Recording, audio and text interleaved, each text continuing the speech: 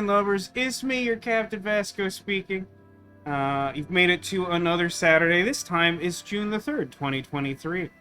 We're, of course, playing some more Disco Elysium. I have no idea how long I expect a playthrough of this game to go. When I originally did some vague fact-checking, the general consensus is like, well, if you consider any death an end of the game, it could be as little as like 10 minutes or question mark very long. So really have no idea. We've been playing for a while now. I don't think we're particularly close to anything of note other than accomplishing small goals, and I don't know how much small goals factored into the grand scheme of things. So we may be playing this game for eternity, which is probably fun. As I mentioned on yesterday's stream, last week... I don't remember the name of the YouTube channel. I should have double-checked it before streaming. There's a YouTube channel that posted a documentary about the behind-the-scenes drama with the company Zaum, who made Disco Elysium, and, like, content warning, it's a bummer with lots of betrayal and toxic personalities involved. I will say, though, that I think yes, I think it is People Make Games. Thank you, Demolition. It's an interesting watch if you want to know more about that situation, because I'd heard those rumblings before I even started playing the game. But I did want to note briefly, it's the thing you might want to check out, but also truly the most disturbing thing from that entire, I think it's like roughly 2 hours of documentary, which is very well put together, is the implication at one point that Kuno is a beloved character in this game. And the question that I want to ask at large is, who beloves Kuno? Kuno is the worst. Kuno is one of the worst fictional characters I've ever seen. How could that possibly... Yeah, it's like Oda. Like Oda from the Somnium Files games, where it's like, he exists. There are characters within the fictional world that appreciate his existence. But to virtually any outsider I've ever met who's, like, seen Oda or Kuno, the reaction is roughly similar of like, oh, no thanks, don't like that. Character is bad. Anyway, Disco Elysium. What did we do last time? I feel like we really just mostly... I think these are roughly the same boxcars and the autosave immediately after that cutscene. So we spent a lot of time dealing with the tent full of people who want to start the dance music club in the church, in the DeLorean church. So that ate up a lot of time. We did get the quest to find the new sound. We need to make their music even more hardcore, because right now it's only ultra hardcore, which is not good enough. So we're working on that. From an earlier stream, we're working on trying to sing a sad karaoke song. And of course, we're currently working on the Homo-sexual underground thought process. I don't know exactly what to call these. We're internalizing the thought or something. Which, of course, seems to have some overlap with disco. So things have gotten fairly musical.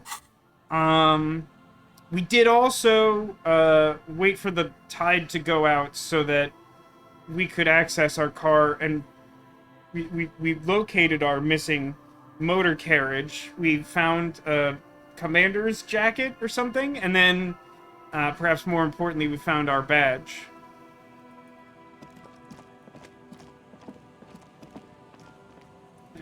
Hang on. I'm trying to remember if that autosave would have come after a point where I, like, picked something up or something after that cutscene. The very last thing we did is we came to this wall and rolled double sixes to pass a virtually impossible visual calculus check for a grand total of, like, 5 experience points or something.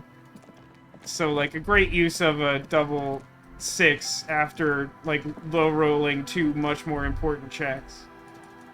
I think this is roughly where we left off. That's fine. I don't think I had an immediate next thing to do in mind. And it's currently 4:23 p.m., so we got a decent amount of Wednesday left ahead of us. I guess for now we can explore a bit more around the coast, which is how we got here in the first place. Ooh, orbs. And like a guy and a purple That patch of reeds over there, it's a great place to hide something. Kind of out of the way, being so close to the water. What is this about? Nothing. Just a hunch. The hunch passes, leaving you there, by the old boy bobbing in the water. Time to go. I don't think I've heard someone pronounce that word boy before. Okay with talking, how are you doing? Just like life-wise in general, Demolition? Or like, how do we think the mental health of my character is? The reeds. These the reeds? Number 11. No. Well, I mean, I think it's safe to assume that unless given some hard evidence to the contrary, the main character of this game is always in a very bad mental state, which, depending on the year, is often true for me. I'm doing okay. I mean, I said yesterday I've had like a weird grumpy energy all week. That's changed significantly, but I'm definitely doing a little bit better. Heavy military blockades are riddled with bullet holes. There sure are a lot of bullets. Hey, wait a minute! These are the guys, aren't they? These two! These guys! They're the Crypto-Zoomans! Probably. Maybe. I don't know. Just making stuff up. I was super wrong about my hunch yesterday. Soggy log smell of ignition fluid. Fun. Almost impossible to get a fire going near this ocean.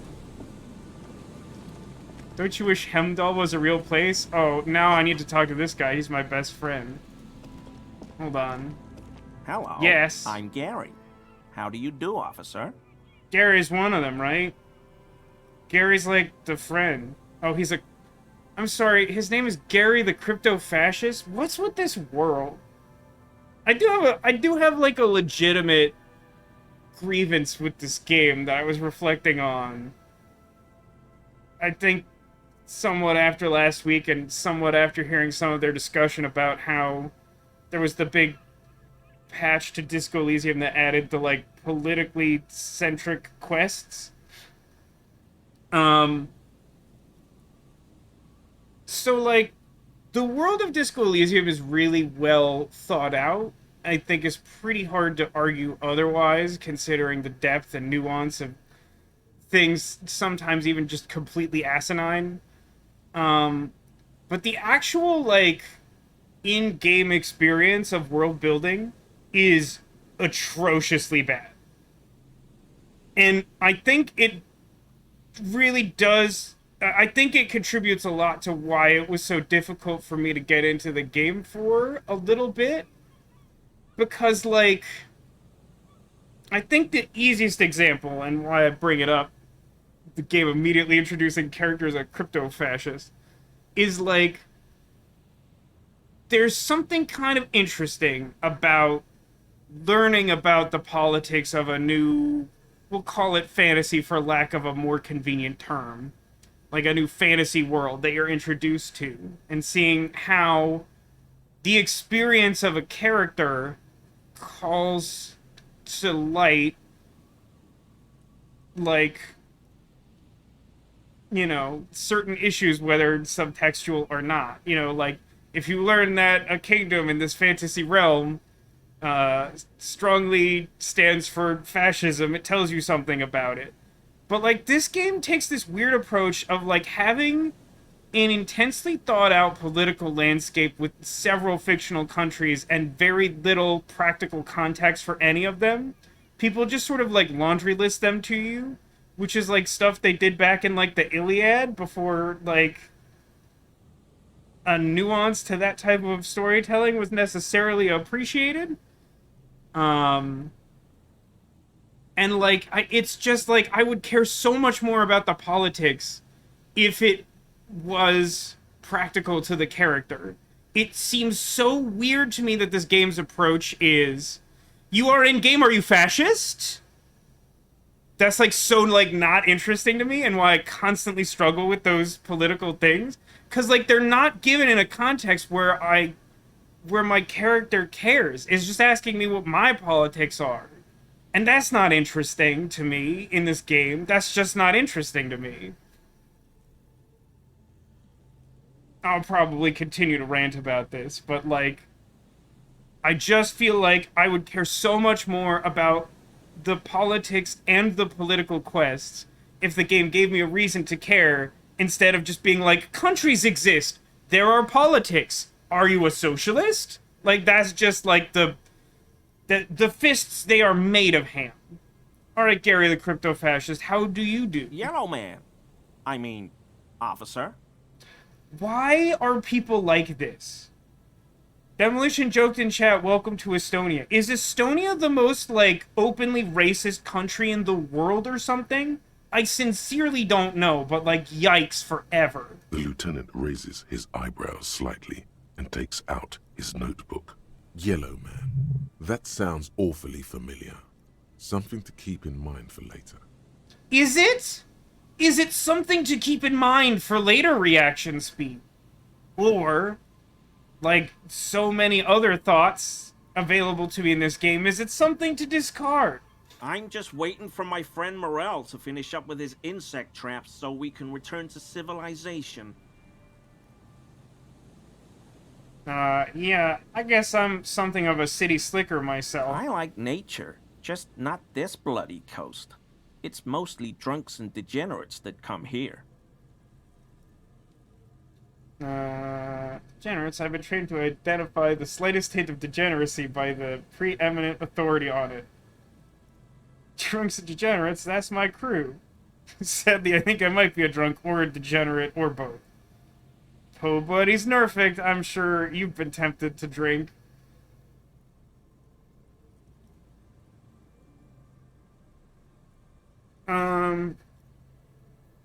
I mean, I feel like this is a mid-level question about my in-game politics.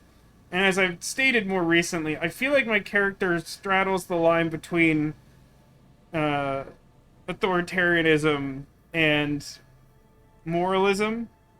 But I feel like in this specific case, the authoritarianism is closer to the answer I would give, as I think that I am the law. Oh, I didn't mean it in any scientific way. His gaze nervously shifts to a pile of soggy logs.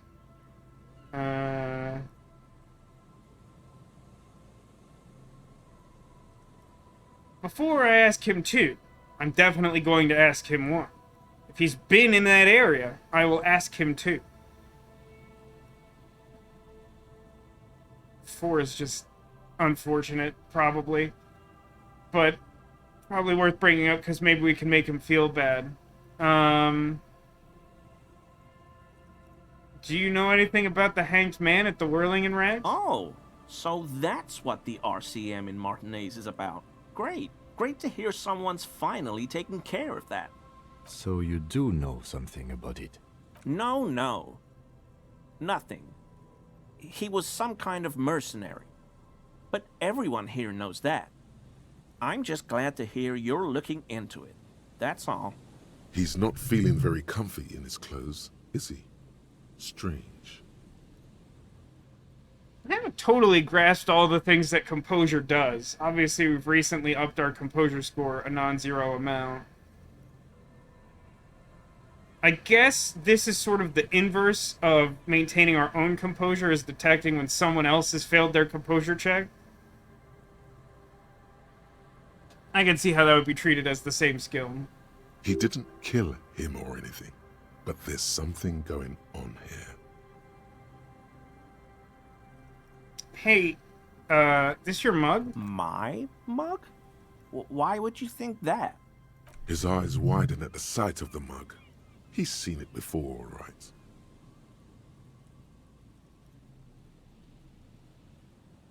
It seemed as if you were calling to it longingly when you cried yellow man.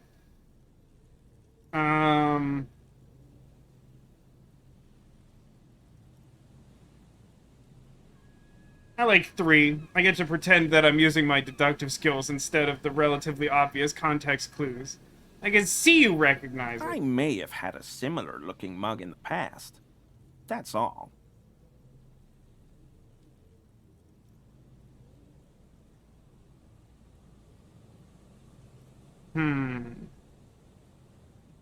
These all seem reasonable. I feel like 3 is sort of leaning on our sense that he respects authority, and so it's like us trying to be like, you wouldn't download a car. Um,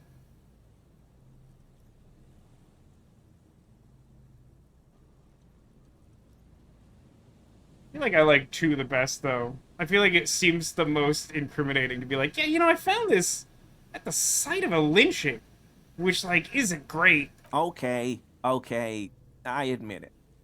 I threw the mug away in the trash container behind the hostel. I know I shouldn't have, and I am very sorry, officer. You're not going to find me, are you? Huh.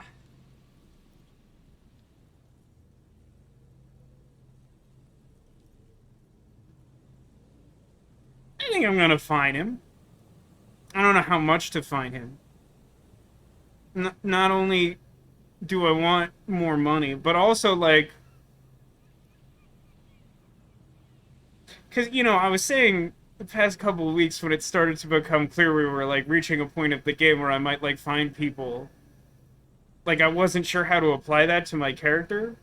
But, like, I feel like this is sort of an extension of the vigilante nature that I keep going back to.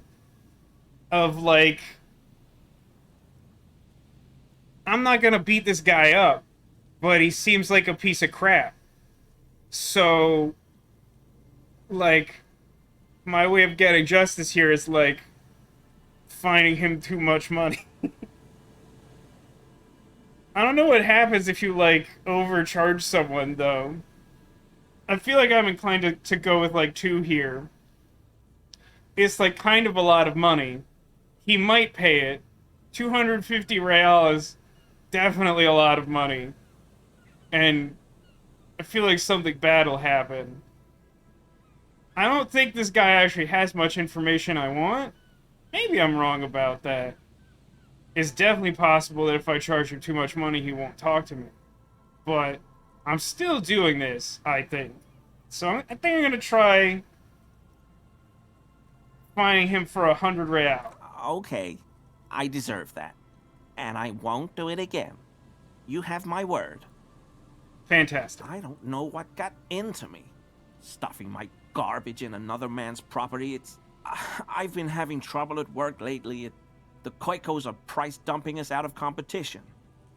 Hey, my guy, sometimes less is more, particularly with you and the talking, because almost everything you're saying is bad. What did you do, Gary?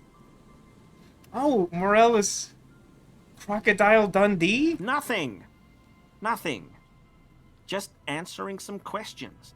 Helping out the law. That's true, I am the law. Hey, what happened here? Why did these blend together? Why is Gary's dialogue overlapping Morel? I've never seen that, I don't think. Here we go.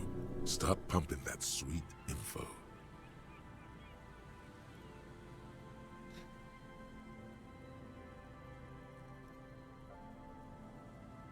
So, seems like a useless check. I definitely want to know 2 more. Lately, I feel like I've encountered more situations where I expect to be able to ask all the questions and don't, so I'm just gonna go right to 2. Did you put the clothes of a murder victim, the man who was hanged, into the trash container? Officer, please. Let me explain. It's not like that. Proceed. I was only cleaning up. I live right across the yard from where he was hanged, and I saw him stripped naked. All the clothes lying around in the yard, smelling.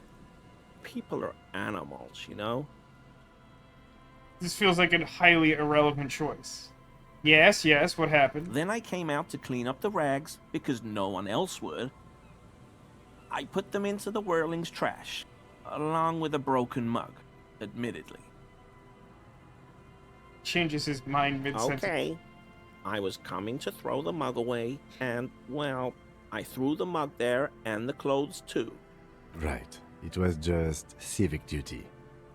Exactly. That's exactly what it was. Coming from Civic Kim, duty. that's pretty harsh, which is fair, but it's just kind of funny. As he shifts uncomfortably, a series of clicks, like the clinking of glass beads against one another as they roll across a hardwood floor. You've heard this sound before, but where? Is that a piece of the armor?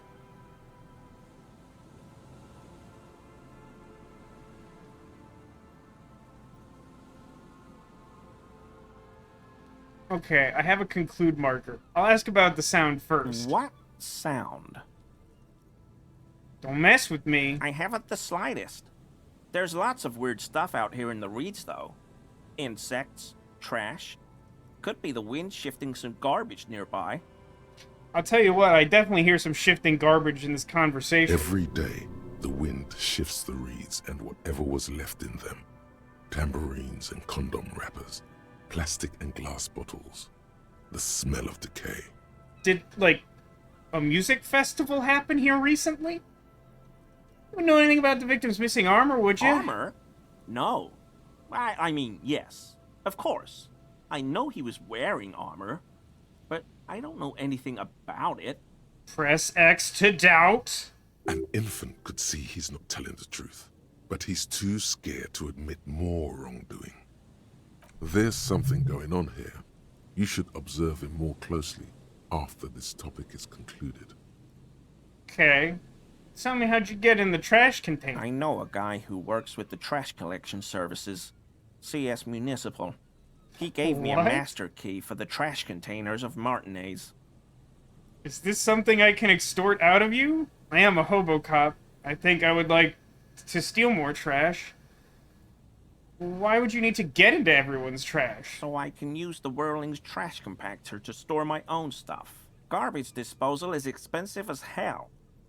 The damn Hemians run it like a mob. I need you to stop doing that. I'm sorry, okay? I thought I could cut costs. I shouldn't have. I shouldn't have disgraced myself. Yeah, but that's like not even like the biggest of your disgraces. Disgraced? No need for the histrionic, sir. It was, after all, just a trash container. He studies his reaction. Gary doesn't answer. Let's move on. I hope I could help your investigation. In my small way.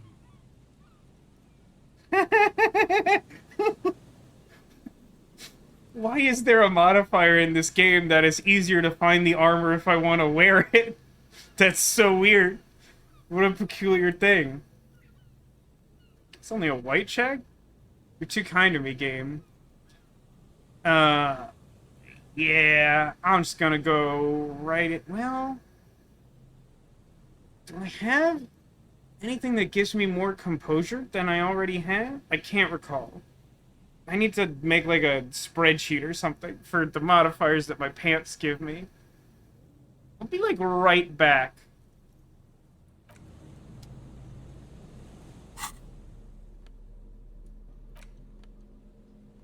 Think I probably don't have more composure, but I could be wrong about that.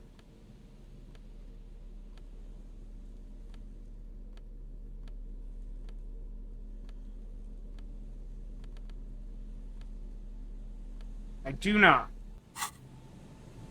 Always a pleasure to see. I mean, officers. Good grief. Analyze Gary's composure. That shirt looks very uncomfortable on him. Look at the buttons, barely keeping that thing together, as if something is ready to rip out from underneath. Something worn underneath it. Yes, like a piece of ceramic armor, for example. One that makes a clicking sound when the plates meet each other, resembling pearls or marbles, stolen from the corpse in the yard near where he lives. I see you're a connoisseur of high-quality combat gear. I knew you'd figure it out, officer. I'm sorry I didn't tell you at once. I was He unbuttons the shirt. I was ashamed of what I did. And I didn't want you to know. See gleaming white ceramic shine underneath, a thin layer of interlocking plates covering his gaunt We're torso. not detecting falsehood, sire. He's gearing up to admit the truth. This shame is surprisingly sincere. Gary, what's going on? Is there something wrong with Morel? His dialogue is always incorrect. Later, Morale. I've got apologizing to do. No, you've got explaining to do.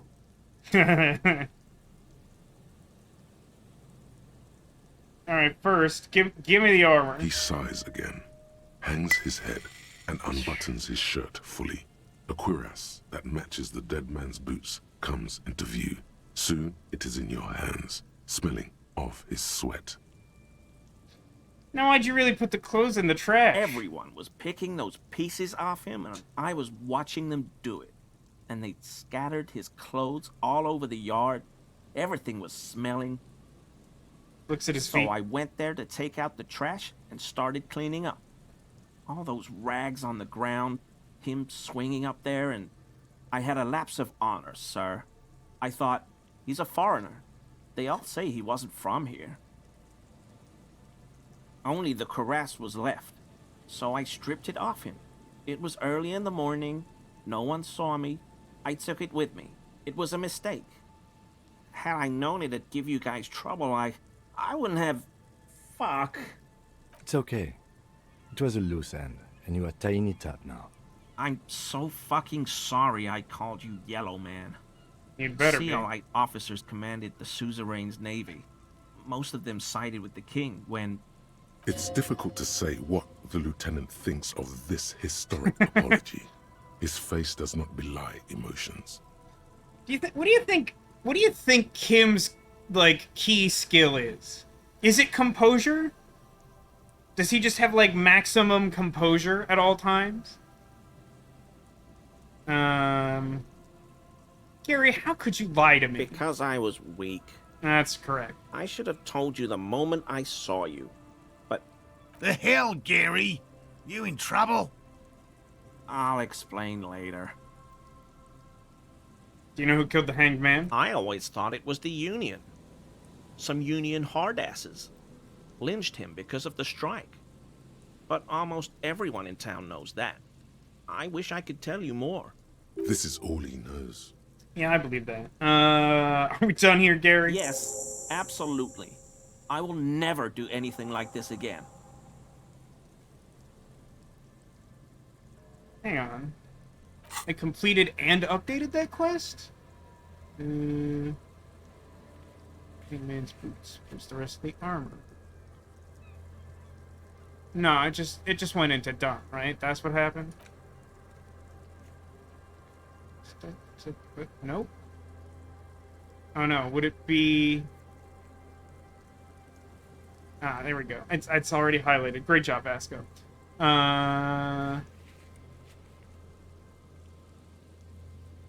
Alright, sure.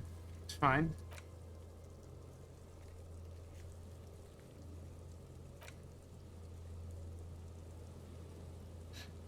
I do appreciate, like, for some reason I just have the overall impression that everything in this game will take eternity.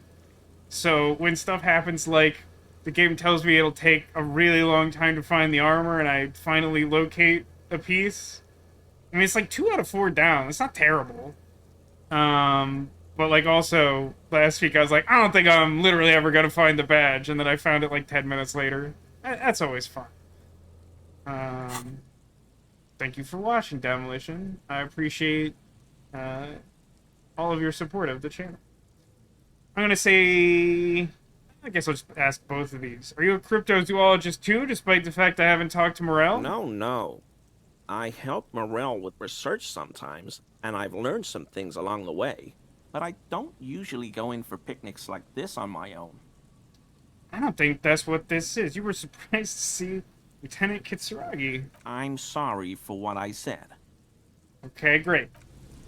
Now I'm done talking to this idiot. However, there's a can over here with 45 cents in it, and it belongs to me. How are we doing on skill points? Ooh, we got 2 backed up, and having completed those tasks, we got a bunch of experience and are close to another. That's fun. I do need to save... hang on. Let's spend one of them right now to unlock one of these. Homosexual Underground's at 90%. We might actually get that done today. And then we can start on... probably... Lawjaw? We'll take a look at it when we get there, but I know I'm going to want to do another thought, like, right away. And now we can talk to Morel. He's alive. He didn't die. He might be a fascist. Here we go. Nice and easy. No way out, little guys. Not out of this jam. There's a cylinder on the ground in which the man is arranging some netting. It looks like some kind of trap. He notices you. Who's there? Oh, the police. Hello, officers. This guy might not be a fascist, since he does not seem thrilled to see us. His self-conscious enthusiasm renders his movements ungainly. He looks like your understanding of a scientist. You must be Morel, the cryptozoologist. To what do I owe the pleasure? Lena sent me. She is worried about you and is waiting for you to get back. Of course. Thank you for Holy passing along the crap. message. That damn water lock is broken. And we can't go all the way around the 881.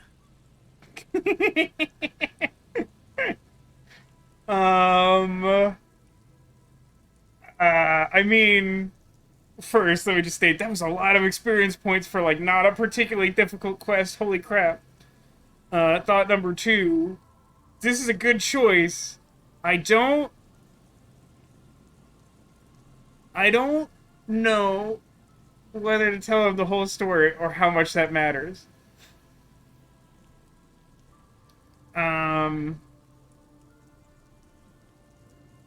Gosh, that's a good question. So, like, I am the law, right? So, maybe I just think it's fine to relay those facts in a literal fashion. Because everything I do is just right. It's just fine. I just did the right thing. It's maybe more professional not to say it, but it's also true. I don't know, there might be blowback for this, but I kind of just want to say it. Yeah, that was me. I broke the water lock with my motor carriage. Just fixed now, you can go back. You broke the water lock with a motor carriage? There was a billboard in the canal. Not a vehicle. It said Samaran Butter.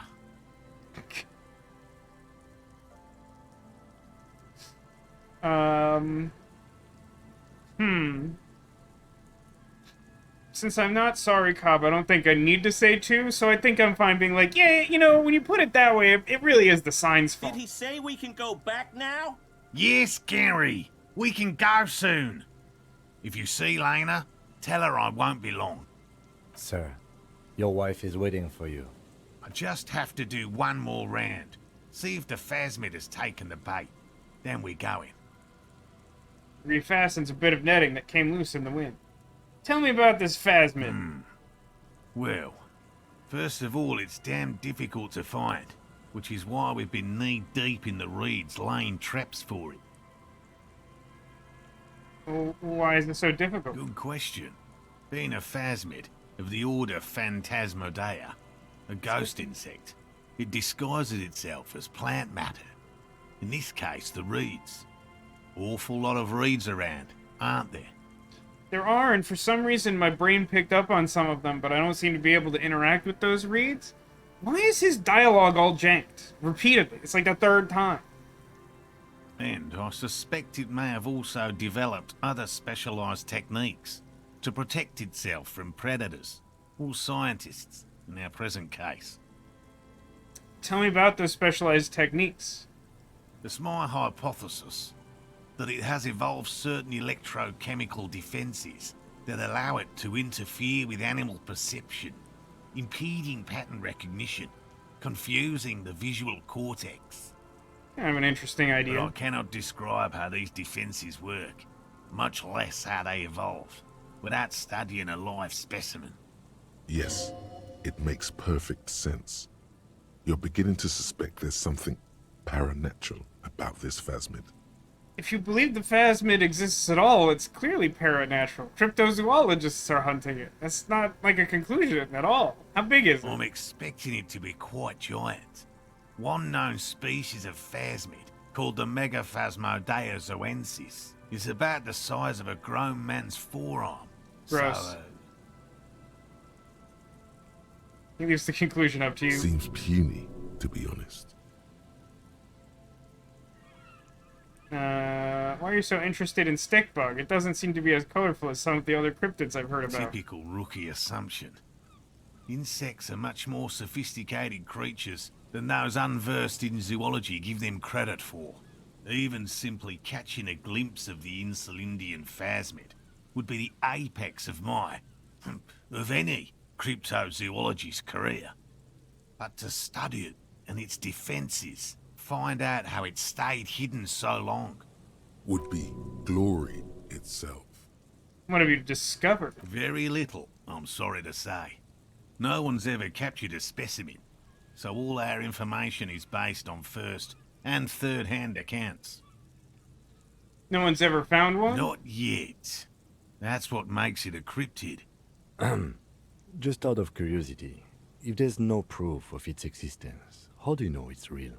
I know it's real. He says brusquely enough that even he seems taken aback by By it. which I mean, I've heard enough first-hand accounts to believe quite firmly that the Insulindian phasmid is more than mere superstition. Hey, Angel, welcome to the stream. Good to see you. Hope you're doing alright this Saturday.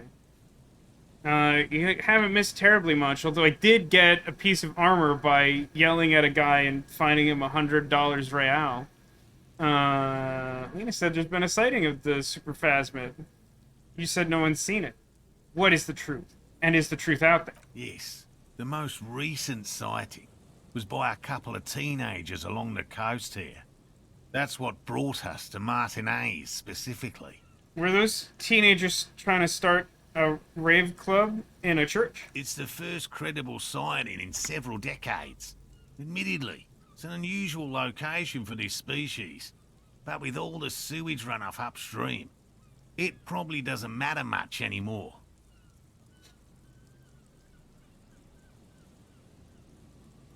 I'm sorry, it's been a tough couple days, Angel, but hopefully therapy will help on Tuesday. It's nice to have something like that to look forward to. I'm certainly doing okay. I had a little bit of friction with this game at first, but I genuinely look forward to it every week, even during the tough times, I think. One of the challenges with this game for me, and I was talking a little bit earlier about it, is like, I think that it's tough for me to get into the world when they kind of just want you to, like, read an instruction manual about the politics of the world, rather than, like, immerse you in it right away. But, like, also I think, for me, there's some trial and error to the way that the game expects you to perceive and interact with certain options that can be a little frustrating until you get the hang of it. I'm kind of inclined to say that a game like this is sort of meant to be played for a few hours, restarted, and then played again. But, I don't know, maybe that's a hot take. Maybe this phasmid died out, because of all the river poop? I have to resist the thought. Such an extraordinary creature is doubtlessly highly resilient. After all, it's generally thought to be capable of parthenogenesis. What did you call me? Parthenogenesis? Yes. The females don't need males to reproduce. Makes it easier for a species to survive in adverse conditions. This arouses no special feelings in me. And it shouldn't. Nature does not concern herself with ethical propositions. As a scientist, my interest is strictly dispassionate. It drives a man to become neutral. There's nothing dispassionate about the way he talks about the insect.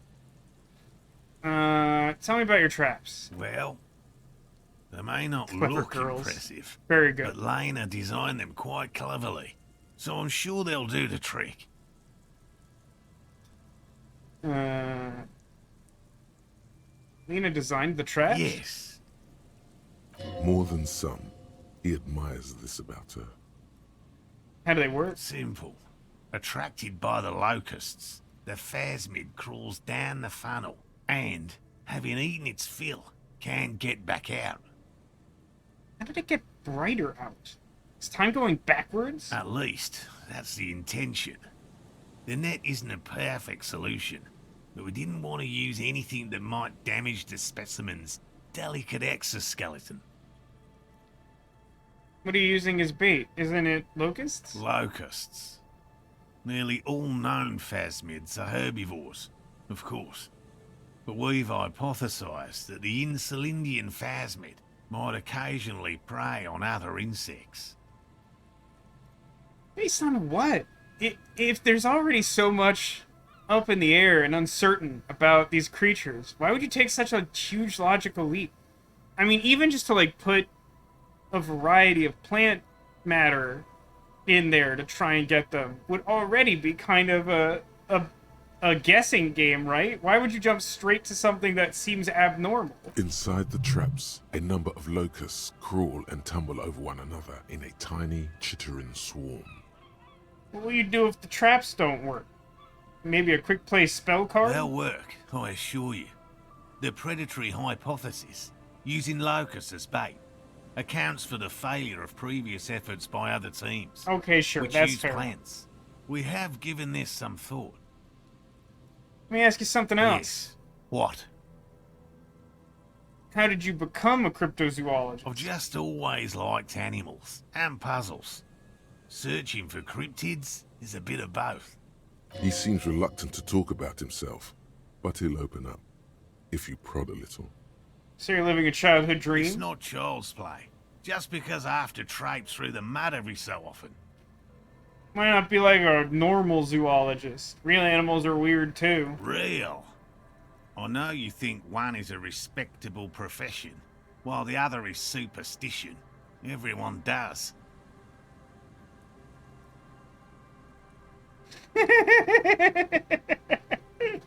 Two is exactly the right answer. I was like, two catches my attention, but like, I don't, it's a profession like any other. Three, cryptozoology does seem like a lot of wishful thinking. Nah. Two, being a cryptozoologist trumps most of the garbage I've seen people do. That's the one. My methods do not differ from other scientists. I simply draw upon a wider variety of evidence. And I have more hope that something truly surprising might happen. It's reasonably close to a true Your thought. nerve endings tell you there is no such thing as a positive surprise. Thanks, Pain Threshold. Speaking truth to Crocodile Dundee. Sure, you know what? Like I've said, typically, if I've sort of, like, aligned myself with, like, one of these emotions and they chime in with some kind of successful thought and I don't strongly oppose that thought, I'll typically go for it. Life surprises are mostly miserable. Agreed. Yet there is always a chance, albeit a small one, of a truly good surprise. Does One happen. simply needs to look at the history of science. Serendipities abound. You ever been surprised in such a fashion? No, as I said, I have yet to catch a cryptid. Picture Although it. I have come close. Close enough to keep trying. Tell me about your evidence. Is it in the court record? Everything from forgotten regional lore to newspaper accounts, like the one that brought us here, to look for the phasmid. I keep a very open mind. But you never found one. No. Very few cryptids are ever discovered, and not for a lack of trying. To stay hidden is a cryptid's primary quality. It's even in the name, cryptid. You said very few cryptids have ever been found. Can you put a number on Of that? the list of cryptids kept by the Cryptozoological Society of Chemnee, which is 4,082 items long, about 2,000 have been confirmed as hoaxes. Alright. 2 are categorized as confirmed discoveries. The rest are in differing stages of discovery, refutation, and data collection. Tell me what the two are. I need to know. Yes, the Chateauquan forest pygmy, who turned out to be an extinct species of primate, and a cave salamander from Yugograd, who is, honestly, quite unremarkable. It's in a zoo somewhere. That sounds neat. We cryptozoologists are brutally honest with ourselves. More so even than the public. With cryptids, most cryptids are hoaxes or they are never found. That does not mean we should stop searching.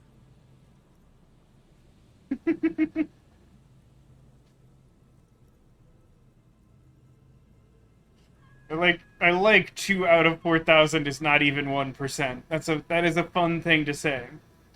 I don't even know what to say. That's a small number of discoveries. Listen, I'm not here to get this guy to change his profession. I'll just leave him with a polite, sure, good luck, buddy. You'll be the third one, I promise. Indeed. If our expedition is successful, every paper in the world will report on it. From Revachol to Dushantu. That's a It will fake be a place. zoological miracle. Even in the context of this fictional world, Dushantu is a fake place. The hair on your arms stand up. Electricity. Sounds like reeds hissing. Thanks for explaining that. The conversation proceeds. Yes? Do you know anything about Gary hiding that armor? Hell no. I had no idea. And I'm still cross with him, to be honest. It's not like him. He's got his quirks, but dishonesty, disloyalty are not one of them. Thanks. He's still glad his friend stood up for him. Thanks, empathy. I think I want to say the Lena thing last, in case it encourages him to leave. Let's talk about specific cryptids. All right? What cryptids precisely? I usually discuss these things with specialists, so I don't know what. You need to ask him about specific cryptids. Cryptids you've heard about from Lena, or his friend Gary. He won't just talk. So, 3 won't work then? I know all about the kind green ape. Look, I even have a kind green ape pen. I see you've been talking about cryptids with Lena. The kind green ape is one of her favourites. A warm wave passes him. Of course, the kind green ape is her favorite, he thinks. We travelled to South Safra to look for it once. Gary and I got stuck in a rainstorm, though, and had to spend most of our time there in a little village. The search was fabulously unsuccessful, but the people were very nice. Kind But even? they didn't understand what Gary was saying about them. Oh my god, Gary. What? South Safra? They're just on a different rung of the ladder, Morale. I had no problem with them. Hey, do you not remember what I told you about the less is more? Really? You kept complaining about how dirty everything is, but we digress. They're a nascent culture. I just didn't feel comfortable. And let's change the topic, okay? We're trying Talk to. about your critters. Or whatever. Yes, back to cryptozoology. You don't want to sow disagreement between friends.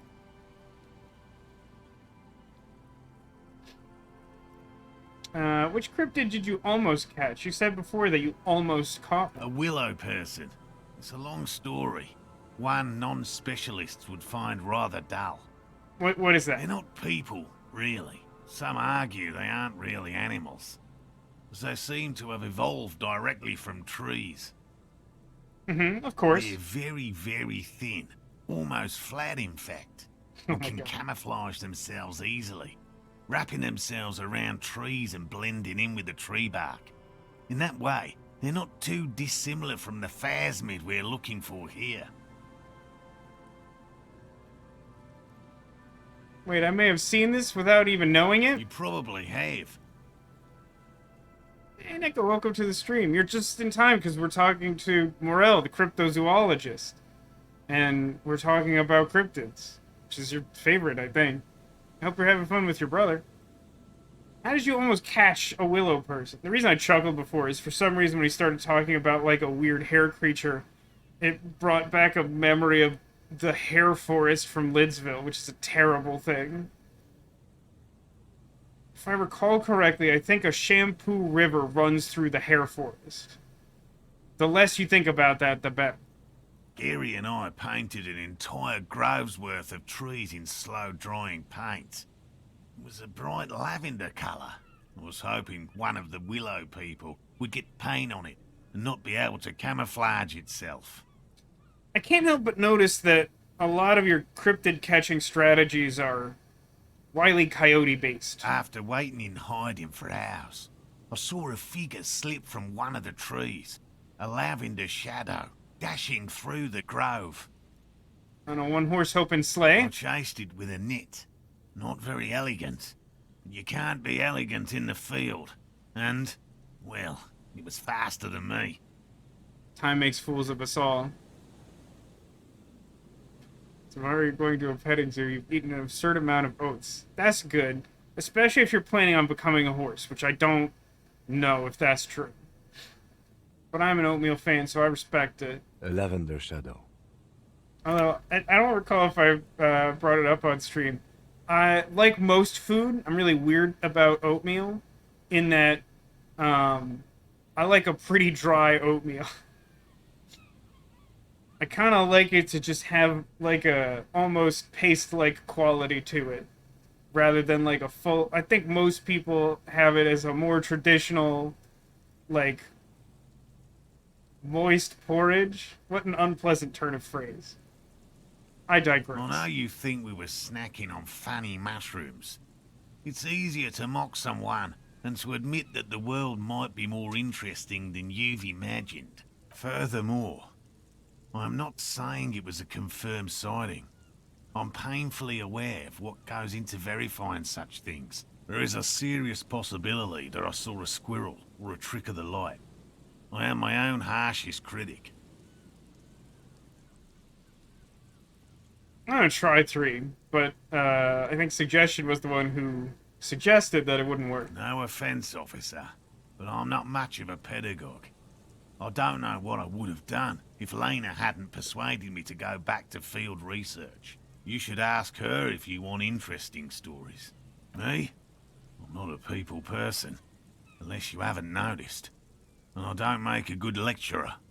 My strength lies in field work and persistence. This is a gruff man who's been ridiculed too many times to feel comfortable talking about what's dearest to his heart. It's in his shoulders. His face is everything.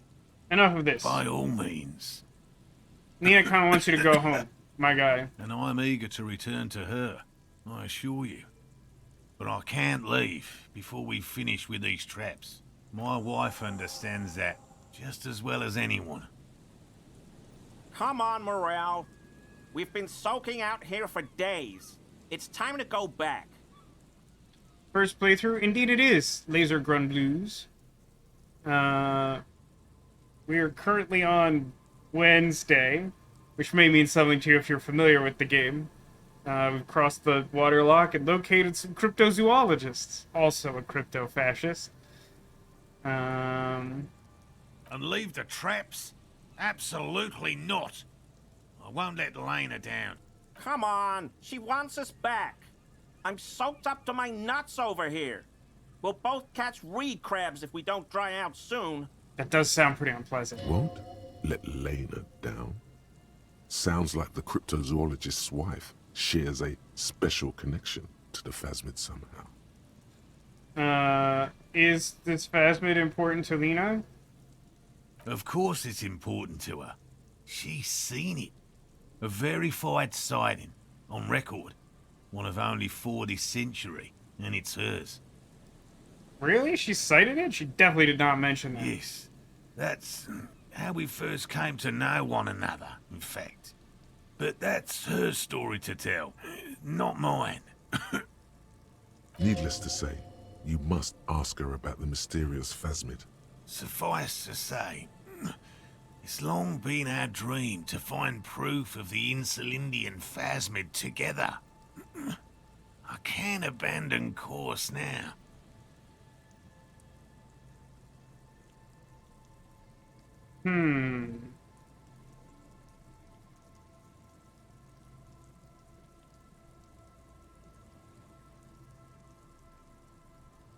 I feel like I like option 1 here. Like, going to check in with Lena isn't necessarily giving up on the project. I imagine he'll argue this, that leaving the traps out here is not safe or they'll be compromised or something. But rather than tell him to give up or to just stay out here for as long as he wants, I like that sort of middle ground. No, no, no. The traps need to be monitored on a regular schedule. What would we do if the Phasmid were to starve while we were sipping tea at the hostel? Well, you'd still have evidence it existed, and then you could, you know, autopsy it? This may not be helping. He's dead set on this. Thanks, Volition. I actually passed a Volition check at this much damage. If we check the traps for you? I don't think I want to do that. I want to go talk to Lena instead of doing that. What happened in my inventory? Why did my inventory change? Oh, because I got the arm. The armor gives -1 empathy. You know, that does track. That does make a certain amount of sense.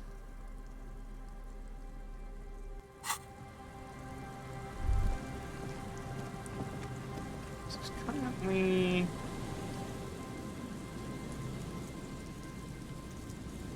30. Hey, Sniper Justin, you've arrived. Welcome. Welcome aboard. How's it go? I guess this is kind of just its own little corner. I still don't understand why I had thoughts about reeds in the buoy. The buoy? That's where I started. And we were already up there and learned about the Wumpty Dumpty Dom Center. I feel like I don't immediately have anything else to do in the beach area. So maybe I go check on Lena now? And maybe if I learn something relevant from there, use that to make a decision about checking on that guy's traps or whatever. It's not the right way, or is it? C to the car? It does. Okay, so that's...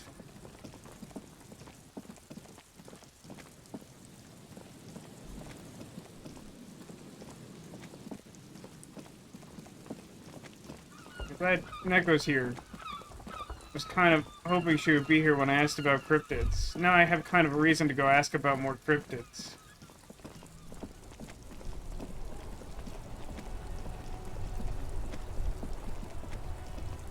Neko says, I'm shocked you're not jumping at the chance to check traps for cryptids. 2 reasons. 1, bugs. Bleh. 2, I hate responsibility. That sounds like an awful lot of it. Did I find my badge? I did! I found it just last week. In that car that we passed. By the swings. I gotta talk to Lena soon, because I don't want to be in here when the lights come on. Oh, hello, dear. I didn't notice you at first. I ran into your husband. Goodness, how is he? Did he say why he hasn't returned yet? He's fine, ma'am. He couldn't get back earlier because the water lock in the canal was broken. Now he's just finishing up some work. Oh, yes. That's my Morel. He's bound to catch a cold staying out there for so long. But I am so relieved to hear that he's okay. Thank you for putting an old woman's heart at ease, if even a little. You haven't, however. There are dangers out there. Our aging body's foul. Her heart won't rest until Morel is safely back with her. Okay, you never told me you saw the Phasmid. Oh, you don't want to hear about some old woman's ramblings. No, tell me about it, I insist. Reflexively, the lieutenant read his familiar notebook. Is he gonna take notes on this? Well, it was summer. I was building a racing track out of sand on the beach near a tall stand of reeds. Okay. Quite a tall one. Many times my height, I remember. When, all of a sudden... Wait, where and when? I'm getting ahead of myself. I was 5 and a half, in All right. Betancourt in the suburbs. Don't know where that My is. grandmother had a summer home there. Sure. It says can't stay up too late because you have to adjust your sleep schedule for your brother. Yeah, we'll do the cryptids now, and then you can go to bed probably. And no worries, Neko. I'm just glad that you could be here because, like, I don't think I could put off the cryptozoologist stuff when I just ran into the cryptozoologist, you know. But I hadn't asked her about any more because I thought you should be around for it. She'd just started forming memories. Real memories. Not the billowy haze of infanthood. All right, now tell me about the, like, what The happened. strangest moment of my life. I looked up and one of the reeds moved. Not like a plant, but like a living thing. It stood up and looked at me. Its body unfolded like some antique toy. I have a difficult I've time never seen picturing anything like it. exactly what I think that would be like. I didn't know this can happen, so I reached my arm and touched the thing. It felt just like a stalk of reed, but it moved, swaying, towering above me. After a while, 20 seconds, a minute maybe, it left, went into the reeds. That made me really uncomfortable for a second, and then I remembered she was 5.5, so, like, it wouldn't have to be huge to be taller than her, but that still sounds pretty unsettling. You follow I it? tried, but I was only a child. There was mud and high water. I couldn't see it anymore. I was just standing there, knee-deep in mud, looking around me. Where did you go? Don't go. Then what? I ran back home to my grandmother and asked her if reeds could walk, and told her they were looking at me.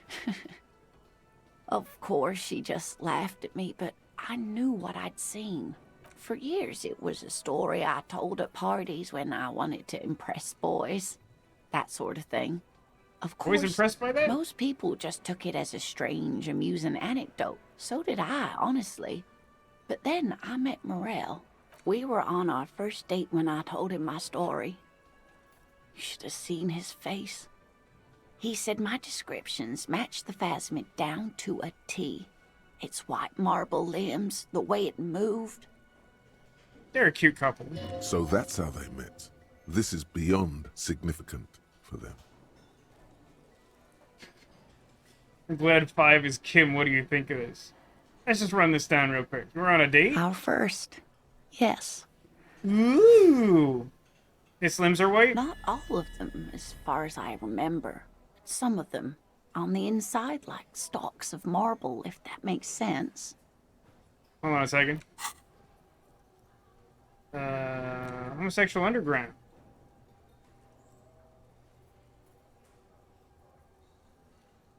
Sorry, I'm just making sure. This finished, yeah? For some reason this looks weird to me. Oh, I have to leave the conversation, right? That's probably why it's like this and not doing the proper... It's fine. We'll get there in a second. How big was Bug? It's hard to say how big things are when you're quite small yourself. That's a fair To point. me, it seemed to be taller than I was then, but that's probably not the case. Also fair. Not saying for. Kim, what do you think of this? I thought it was a wonderful story, man. Closes his notes and gives her a simple smile. But I don't believe it. A child left unattended on a warm day. Children make up stories and then end up believing them. I should talk to Kim about my findings on the homosexual underground. I have to assume he will not want to take notes on that. And also probably that that's not a real thing I can do. Thank you for sharing this with me. I'm sorry, I have to think about the homosexual underground real quick. You're welcome, sweetie. Oh, I got I points. do appreciate the chance to relive it whenever I get one. It was just such an impossibly sunshiny day. So warm. Sunshine Day. And she could get up and walk right into the reeds on her own. Into the mud. Anywhere. I mean, I noticed that part of the story too, but drawing attention to it is rough. I would like to hear about more cryptids, but sorry, I'm having a thing. I'm having a moment. A headache with pictures. Homo-sexual underground. I don't really know what this Maybe picture you should stop obsessing about your own and other people's sexuality. Feels like it's about time to do that. You thought about this for 8 hours? Not only should you stop, you should tell Kim you've stopped obsessing about other people's sexuality too. I'm sure he'd appreciate it. Unless What? you already got him killed because you were obsessing about your sexuality. There's no way of telling from within your brain. But for your own sake, please say you didn't. Okay, maybe I can talk to him about this? What the heck? Bonuses. Stopped obsessing about sexuality. Why was Chet so insistent that I do this? What a colossal waste of time. It does explain why it's 8 hours, I guess. I mean, except? Oh right, I should immediately... I don't think I care about this all that much, especially with the -2 empathy. Magnesium-based life form takes 1 hour and 15 minutes. Lawjaw takes like 3 hours. Decreases in skill I don't care about. Wompty Dumpty Dom Center.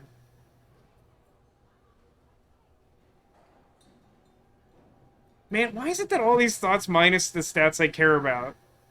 I only care about like half of them, but like it only seems like I get negative bonuses to like occasionally like a logic-based one, and then like mostly like empathy and physical stuff. I don't really know what any of these do. It's certainly quickest to get Wompty Dumpty Dom Center. I think I want to do Lawjaw. I have no idea what this will possibly do for me, but it is important to me that I am the law, so like this needs to get done. So let's work on this one. Great. Okay, hi, Kim? Yes?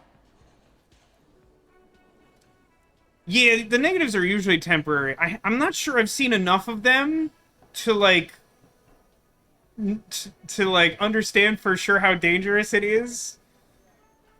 To like, internalize the thought that, like, minus is something that I like. It's just something I think I have 5 thoughts, and I had one other one that I dropped. And I ended up dropping that one because it did have a permanent stat debuff to it that I didn't love. I have big news, Kim. Tell Kim about how you no longer obsess over your sexuality. I mean, Hobocop is the law. That is correct. See, even though you're new here, Laser Gun Blues, you already understand pretty much everything. So that's great. You're already caught up. Yeah, I'm not obsessed about sexuality anymore. Okay. I've managed to stop obsessing about it. Great. Imagine all the time you'll have for work now. Matter of fact, we should get back to it right now. Yes. Mm-hmm.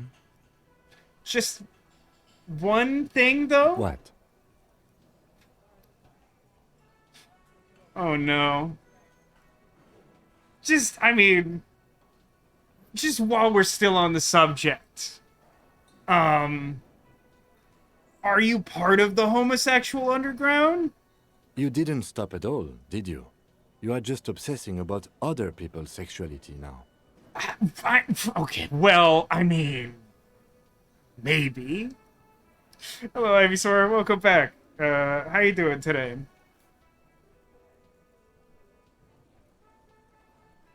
No, I'll let this one ride. Yeah, But but... am I? I'll spare you another 20-hour mind project. Yes, I am. Now let's get back to work. That's fair enough. I do appreciate the fact that he understands that that would probably be like a 20-hour thought project. Am I a part of the Portuguese Explorer Underground? No, but you might not be surprised at how often I get asked that question. That's the truth. Thank you, Drama. I don't know how I feel about Drama being the one to confirm that. Alright, Oh, back to hello, our dear. cryptid There you are conversation. again. We're having a really weird day, but then again, we're playing Disco Elysium, so that's pretty much par for the course, huh? Tell me about some more cryptids. You know, to hell with it. Let's have more cryptids. Look, everyone, we finally broke Kim. I think asking about his sexual orientation finally just completely broke down his barriers. Spent 8 hours to find out Kim is gay. I guess I did. Is that really all that thought does? Of course, officers. Is there a particular cryptid you two are interested in learning about? Tell me about the most dangerous cryptid, and is it man? Hey, you promised you'd only ask about one cryptid. Kim, you literally just said we could have more cryptids.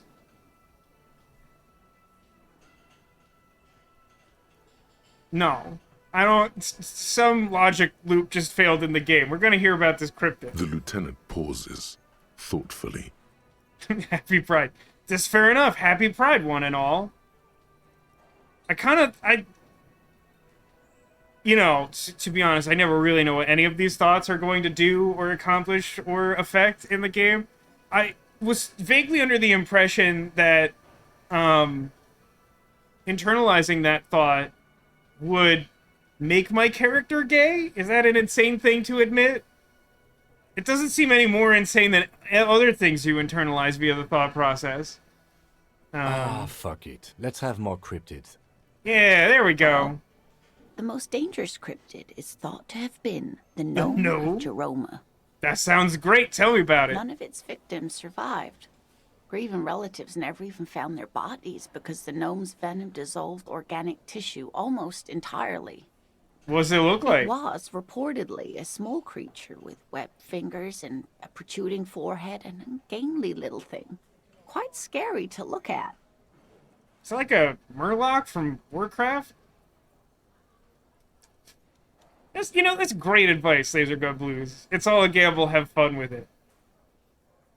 I feel like that's tough advice for me to take on face value. Having some experience with the game, I completely agree with that. But that was a struggle for me when I started playing, so I'll be honest about that. A couple of campers found it when it was already dying. They heard an odd wailing in the woods and followed the sound. They were scared and wrapped it in tarpaulin to suffocate it. There's that word again. And I'll a side note, because a few of you have not been around for as many streams. First, welcome. Thank you for being here. But also, I have a nasty habit of rolling really low, both literally and figuratively, which certainly has affected my gameplay experience here. So that was also a factor. It still took the gnome of Jeroma an entire day to die. That's grim. If the body of the creature was found, why aren't there detailed illustrations of it in science textbooks, confirming the existence of this very little species? Reasonable question. Alas, the first scientist who got his hands on the creature's corpse put it in a jar of formaldehyde, thinking that would detoxify the gnome's venom. Instead, all the venom leaked out of the creature's teeth and into the surrounding liquid, dissolving the creature itself. A poetic end, perhaps, but a real loss for science. There's a hard mode when you beat it? I don't think I actually knew that. I imagine that I would be incapable of doing anything. I wouldn't have that problem I've heard some people report where their stats are just aligned in such a way that they have, like, one volition and then just, like, immediately die getting embarrassed by something. But I think I would really quickly reach a point where, like, I just couldn't do anything in the game. Like, I wouldn't be able to get, like, a new skill point to unlock all the checks I failed, so I would just, like, be stuck somehow. There aren't that many cryptids. Let's have some cryptid chat. Tell me about the tiniest cryptid, and whether or not that's also a gnome. Cryobacter catlensis. Cryobacter Katniss? Yes, a unicellular bacterium that was discovered in one of the northernmost points of Kotla on the Boreal Plateau by renowned geologist Caitlin Mijanou some 70 years ago. What's so special about it? I mean, it's like a single-celled cryptid. That's sort of his thing. It's very small. Bacterial colony Mijanou found had remained alive while frozen in ice for longer than anyone could reliably estimate. Certainly from before recorded history. Certainly. Mijanou disappeared shortly after injecting herself with the bacteria she had brought back to study. No doubt in hopes of prolonging her own life. Wow, I can't tell you how much I hate that decision. I can't imagine ever doing that. That sounds horrible. So she injected herself with the weird ancient bacteria. Yes, the bacteria had survived in the ice since times immemorial. It is not hard to see where she could have gotten the idea. Again, not sure that I could more strongly disagree with that than I already do. It's actually a little hard to see. But do go on. Oh my god, too. I don't understand. Why would you prolong your life? Being alive is terrible. I intend to live forever as a symbol. He was preparing for the end times. No, I don't think it's that one. I do want to ask, so there's like an immortal geologist hanging out? Yes, and she's quite mad, too. Really? After she treated herself with the bacteria, she stopped aging, but also became increasingly eccentric and irascible, so that even her oldest friends were forced to pull away. We can assume that she has been living somewhere in the wilderness for decades now, all alone except for the Cryobacter catlensis coursing through her bloodstream. No, I can't say any of the other stuff now.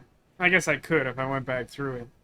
Doesn't that kind of make her a cryptid now? Like a really misanthropic cryptid?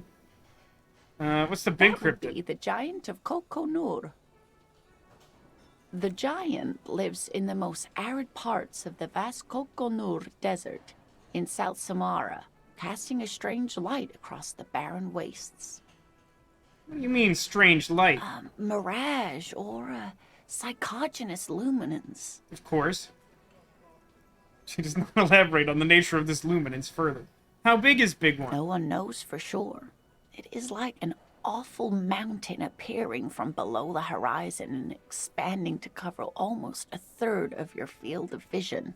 That's big. Is it dangerous? The towering luminosity of Kokonur is a bad omen in local folklore. Some say it's a fata morgana, others, fate unimaginable. Hui. No animal can be that large. It's a mirage. That's what makes it so peculiar. A species surviving at the very limits of scientific law. The giant of Kokonur must be the largest animal the planet can support. I am the scientific law. There are limits, you see, to how large a metabolism an ecosystem can beget. Some say a gravity anomaly below the Kokonur desert might allow the creature to grow to these gargantuan sizes. Great. This is great shit. You need more. Sure. What about an invisible What cryptid? an interesting question. And the answer is yes, there are. Of course. All fairy tales have someone or something invisible in them. Shush Kim, she's gonna tell me about the invisible cryptid. It's the Col de Mamadakwa. Nope, not Its remembering that. name means thin whisper of sound, and that's precisely what it is. Self-replicating sound waves, invisible and intangible. It's just The an Col de echo Mama meme? is very afraid of us, which makes it incredibly difficult to track.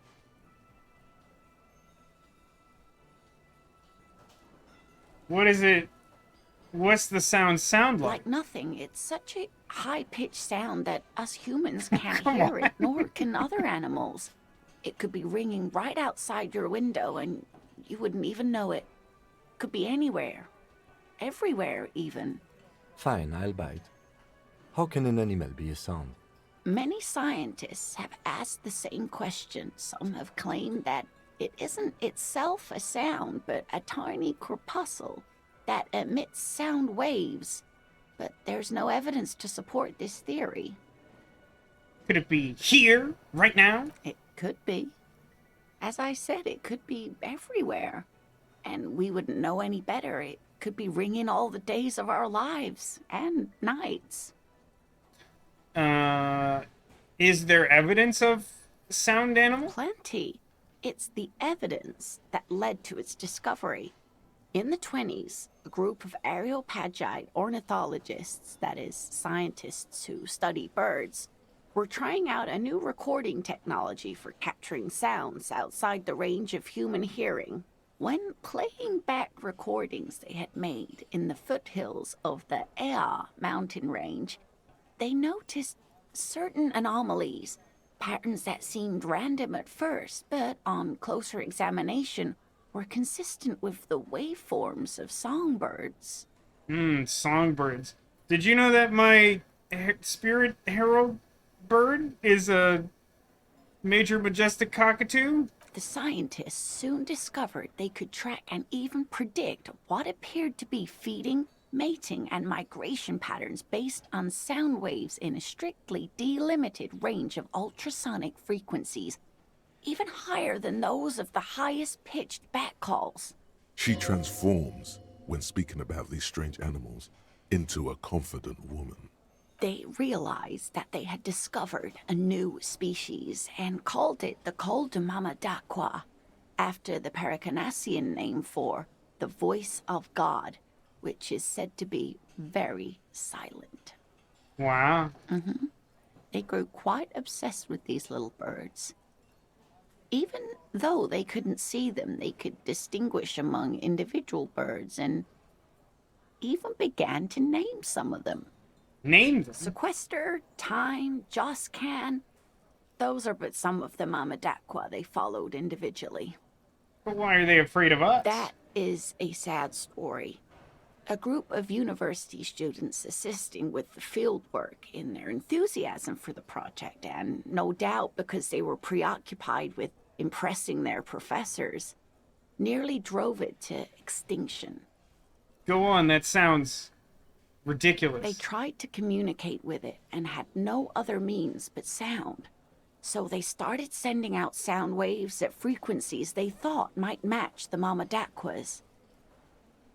And what happens when a sound wave meets another sound wave of the same frequency, dear? Imagine they cancel out? This lady really should be a teacher. She's really good at the explaining things thing. Thank you, suggestion. Much appreciated. You have no clue, because you're not a dweeb. I like that that comes from success. I don't know. Do I look like a dweeb? They cancel each other out? Exactly. And these tests were performed so recklessly that when they happened upon the right frequency, well, they wiped out most of the population. Great regret washes over her. A wending cloth. After that, the corpuscle appears to have migrated elsewhere. There have been recordings of anomalies similar to those spotted in Ea, but they've been few and far between. It's impossible to confirm the presence of any stable Coldamama population anywhere. Of course. A common thread in these. Disappearance and unfalsifiability. I like the story, though, ma'am. I'm glad you did, dear. Interesting. What I don't about... know what. Yeah, I think... Just can't get enough of these cryptids. I'm glad you like them. But I'm not really one to tell you about all of them. You should ask my husband if you get the chance. He's the real expert. That's all for now. Okay, great. Looks like I get to leave this place. Why is it so zoomed in? Shouldn't that normally readjust when the conversation ends? I want to talk to this guy real quick. Hi again, Gendarme. So there's no follow-up with Smoker on the balcony after completing Homo-sexual Underground? Bye-bye, Gendarme. Is really the true and sole purpose of that thought that took like 8 hours? Oh, hang What's on. that? Could it be Oh my the god. Coldamama Dakwa? No, it's probably just your imagination ringing Let in me your just- ear. Let me just listen real close for a sec. There seems to be an extremely high-pitched ring. Ultrasonic. Lena said it was very high-pitched, right? It's like something tickles your ear. That's a great point, Neko. Why would there be a follow-up if I stopped obsessing about people's sexuality? Good, great point. Honestly, your ear isn't hearing a whole lot. The distant hum of the industrial harbor, the traffic. But, admittedly, there is a high-pitched noise somewhere there too. But then, isn't there always The fact that 2 is labeled as listen closely first makes me think I should do that first. There it is again. You are about to rediscover a long-lost species. Keep It listening? must be very close. Maybe, just maybe, it will come toward you. I'm starting to grow concerned that maybe this is like a bomb or a mortar or something, and I'm just hearing that cartoon-esque sound effect of like that before it just explodes on Keep me. still. It might perch on your shoulder. What are you doing? What's happening? You're a police officer, not a pansy ornithologist. The only birds you should be looking for are healthy women of childbearing age. Kim, do you hear a high-pitched noise? No, I don't hear the Coldomama d'Aqua. And neither do you.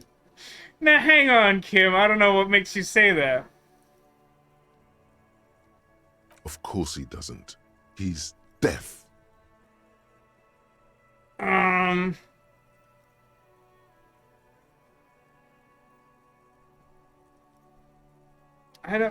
don't know what to do here. Chat, quickly, decide for me. Do I hold very still and hope that the invisible sound creature perches on me, or do I look at it? Hold still. And some pigeons with a fondness for pudding. That's a different type of bird. Okay, everyone wants me to hold still. Oh no. The sound. It's moving away. Somewhere over there. Go after it. No. Too late. It's gone. There is no ringing anymore. Just the sound of the streets. No, come back, please! Keep your ears peeled then. Oh my god. If the species really has migrated to Martinez, you're sure to hear it again. Obviously, that goes without saying. Let's take a look at that real quick. Good use of channel points. The cul-de-sac problem. You heard it, the mysterious thing. You're certain you did. Well, maybe not quite certain, but let's say you're hopeful because it would make you very special. To be the only human being who can hear the invisible, incorporeal bird, this inanimate whisper, this particle of sound, you're gonna have to keep listening. Sharpen your ear. Oh my god, it's 7 hours. I mean, at some point I should probably do this by nature of the fact that, like, I seem to just be taking all of the sound-related quests, and I guess this is one of them. But first I gotta, you know, I am the law and all that. So what am I doing right now? So I have 2 skill points again. I like for those of you who are new here, I kind of like keeping one in reserve in case there's like a check that I fail that I would like to immediately retry by like putting more points in the skill. It's just, I don't know, the style in which I play this game. So I really only start considering what to do with another one when I get a second one. Should I buy space for more thoughts? Maybe I just leave it for now? What am I doing though? Is Lodja essentially Crimson Chin from the Fairly Odd Parents? Probably. Correct me if I'm wrong, wasn't the Crimson Chin's backstory that he was bitten by a radioactive talk show host as a nod to Jay Leno? It's to discover a cryptid. I mean, but the odds that we would actually be able to hear it immediately after having that conversation, they're not great.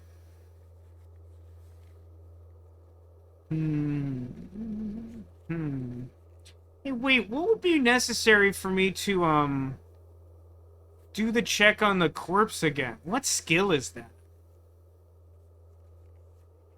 Common meta is not to spend any points until you need them to reroll. That's like, I think that's mostly what I've done. The only time I think I've really been proactive about spending points is unlocking thought slots, which works a little bit differently, but again, you can just wait until you have a thought that you want to put in the slot before doing that. I may also think I have, but I may also have put some points in something before a red check, because that makes a certain amount of sense. Also, I was peer pressured into spending some points in order to get the homosexual underground thought. But I think that may be the only other exception. I didn't actually look at my journal at all after bringing that up. I looked a little. I mean, I gotta be honest. I do want to get that tape out of that tree. What skill was that? I don't remember.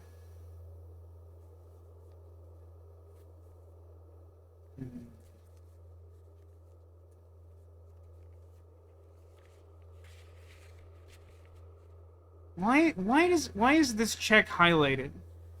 Shouldn't there be no way for me to pass the Samaran butter check now that the water lock is repaired? Ooh, interesting. Laser Gun Blue says, thoughts are my favorite thing to purchase also, which they've been a lot of fun. I've liked them quite a lot. The first playthrough was a pure Shivers build. I bet that's... I think Sarah said she also did, like, a high Shivers build. After Shivers, like, indicated to me where to find the cassette I needed to find the new sound, I was very intrigued by it, for sure. The butter check is, like, there's the billboard that we crashed into that, like, jammed up the water lock. And there's, like, a check to, like, look at it and, like, determine what happened there. But, like, now that the lock is fixed, I feel like that's impossible to do. An imperfectly debugged game. What an excellent response to that question I asked.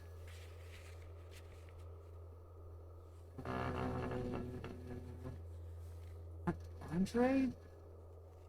Oh, this is the logic tech to determine that the people who want to start the rape club are, like, lying to me about the drugs or something.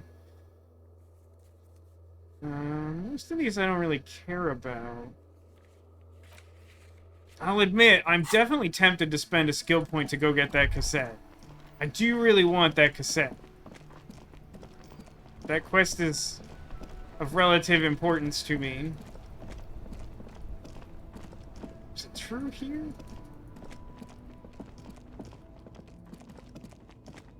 I mean, this did a number on me. When I failed this check before, I took, like, 1 damage of each type. Hawthorn tree on Rue de Sanges Lane. A wintry breeze blows by, making Put a the pointed magnetic tape interface, flutter. huh? That's not the one that would... I think I already have my gloves on, which are, like, basically my max interfacing.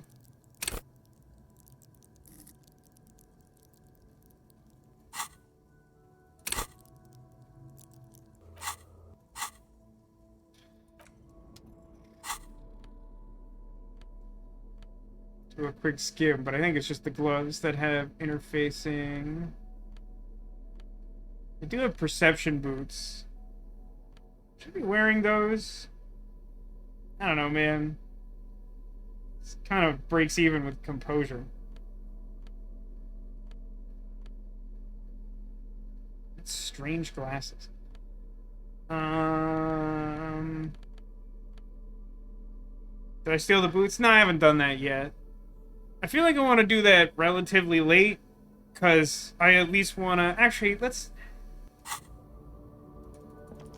What's the skill I need to pass that check? I don't remember.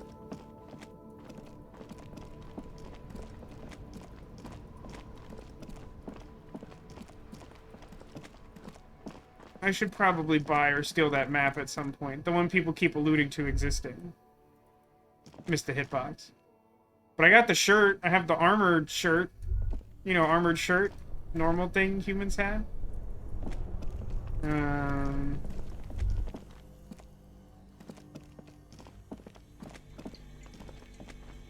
The bear's eyes are still glowing red. It's guarding over the freezing corpse hidden inside its belly. It's perception, huh? So if I unlock this, and then I put on my boots, and I think I'm, like, already wearing an article of clothing that gives perception that I didn't possess before? Or maybe I'm like... No, the visor. Did I have the visor? I may not have had the visor. But I could put on the boots. I'd have another skill point. Oh, I can't. I can't redo perception. That's the problem, huh? Yeah, I kind of did that to myself.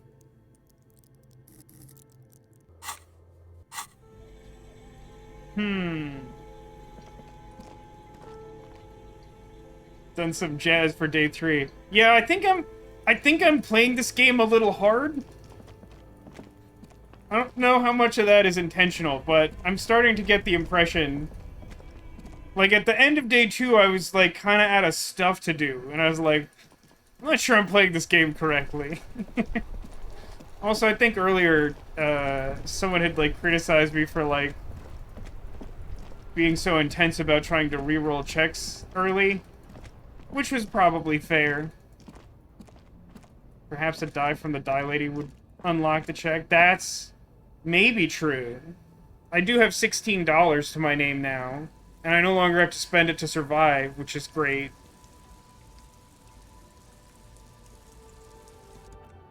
Let's do a save, because I haven't saved in a while.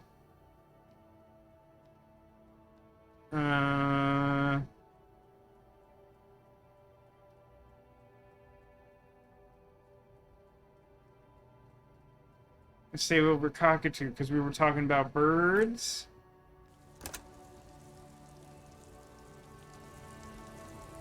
I forget, just looking at the description, not without drugs. I've taken none drugs other than the mental and physical damage restoring stuff. When you talk to the dice lady, I know she will describe the dice for you, but I don't think she does it in a way that lets you know what they The restore. gnarled hawthorn tree on Rue de Saint-Gilles Lane. A wintry breeze blows by, making the magnetic tape flutter.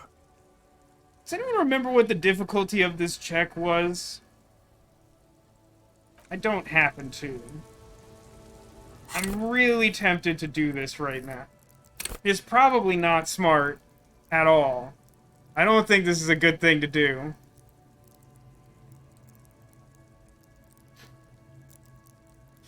My opinion, this game is a dark trip, more like a choose-your-own-adventure book with mild RPG elements.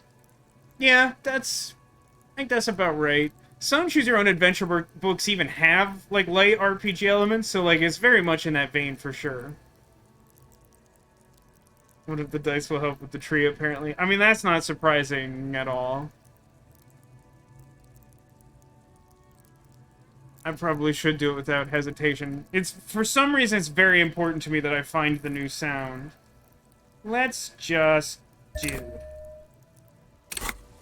What are skill points for, if not The gnarled this? hawthorn tree on Rue de Saint-Gilles Lane.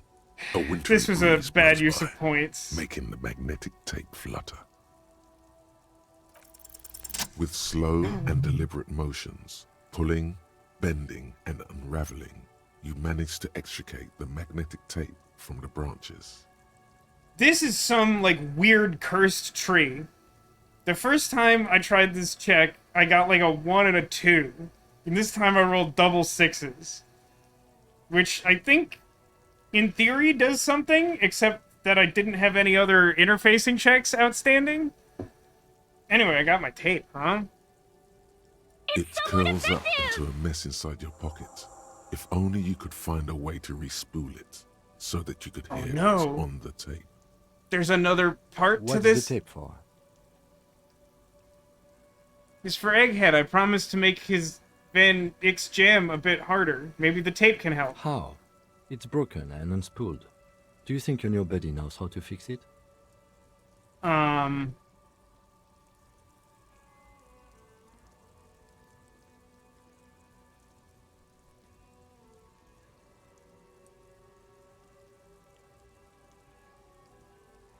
I believe in Egghead. He's the master of ceremonies, after all. Alright.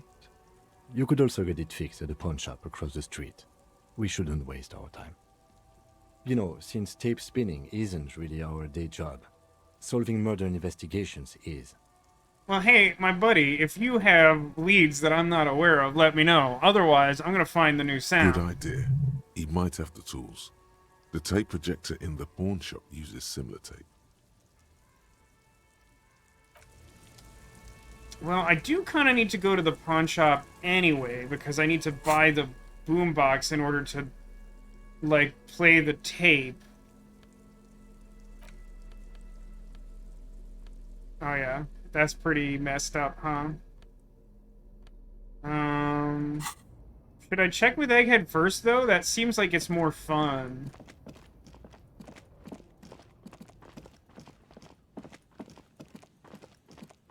Classic Jamrock Shuffle.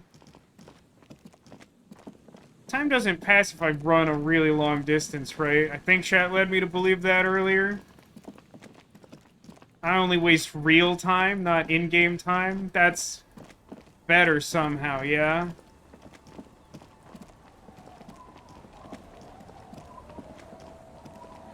I'm still not sure I've figured out where I'm supposed to ask that lady on a date. I do kind of want to ask her on a date, because she's a lady with a sword and a really cute daughter who I must protect at all costs. Yeah. I think someone had said something to that effect. Basically, time passes with dialogue. So I can do, like, a bunch of dumb garbage. And not pass time. Here's the shortcut. Here's the shortcut.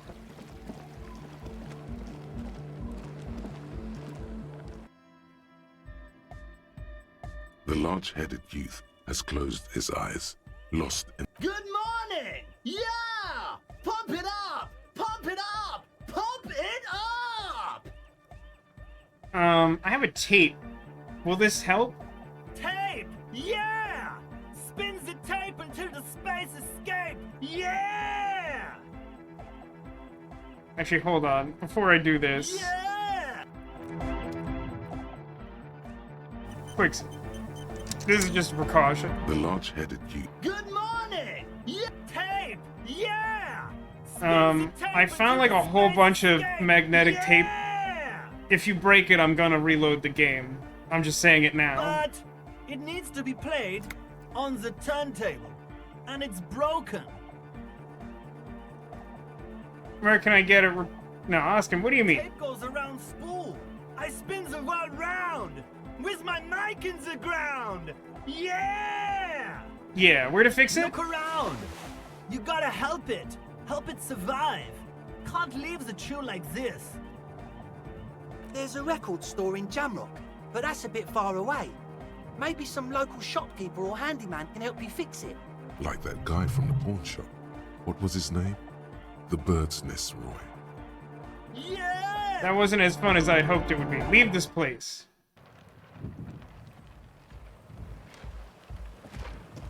But we do also need to sing the perfect song for karaoke. I'm hoping that that's the last church in something. Ghislaine? No, I made that up. That's something else? Or maybe not. The point is, I have 2 cassette tapes. One of them's broken. I need to go to the pawn shop anyway to buy a device. So I'm going to do the thing I should have done before, but in the interim, I've wasted, like, 3.5 minutes. How are you all doing? Did you enjoy those 3.5 minutes?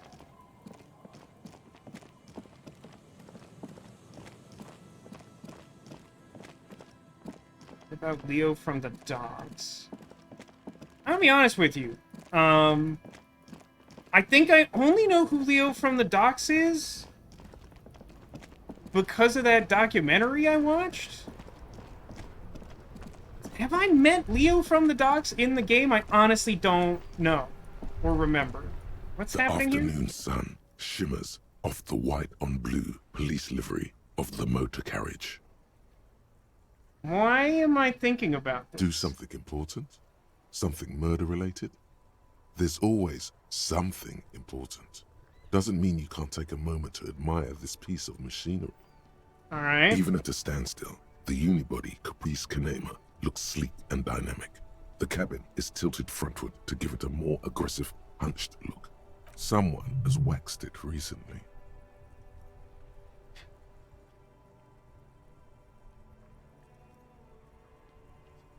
This is a weird set of choices. I don't know why I would ever say 2. That seems really hurtful. We happen to know that Kim is very proud of his car, and we went to great lengths to ensure that we would not sell his hubcaps. The rambling guy next to Everett's office. Yeah, that's kind of where I understand him to be. but I'm not sure I've ever spoken to him. Like, the experience I had is I was watching a documentary that went up on YouTube that's called something like Who's Telling the Truth, like the story behind Disco Elysium that like came out like a week ago.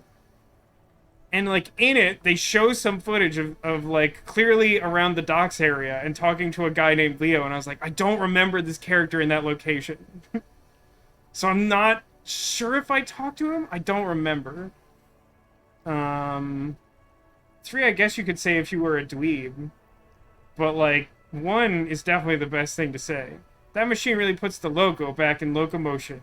Point to the vehicle. Very cool. Mm-hmm. You want to take a closer look? What's it packing? 130. I reckon that's a 7-liter V12 there. That's what? 7-liter V12? 7.2. Supercharged. Tenet is trying to suppress a smug smile. Unsuccessfully. Saying these words brings him immense joy. Fine machine. Yes. An extraordinary machine. It's nice and all, but why so modest? Put some zing into it. Flare it up. Slam it down. You gotta slam it, Kim. Make it more imposing. Sorry, I'm not following you. Lingo it up. What the heck? Drop the ride. 2 hundo mil. Get the chamber to frosty minuses. You know. No. That's porno tuning. What about the spinners? Those spinners were elegant. Sleek. Radiant, even. What you're suggesting is porno. It's what? Porno. That's short for pornography. Pornography is something different, Kim. That's a negative on the porno. Thank you, though.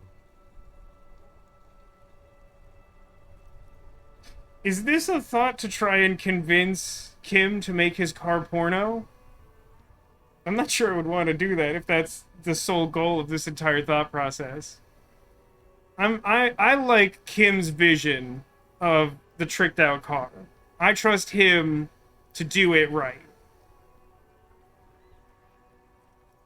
I think the implication is that it would whatever nonsense I just suggested is like garish, it's overboard, it would be like uncouth, and he's sort of like likening that to the uncouthness of literal pornography. Let's move. I think I'm fine with that decision. What was I doing, though? I was doing some sort of thing. And that thing was...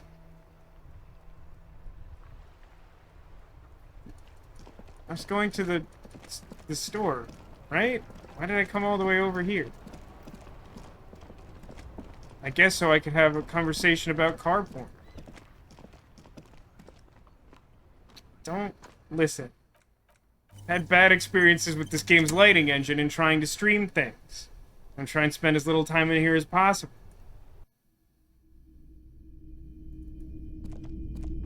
Hello, hello. Let me know if I can help you with anything.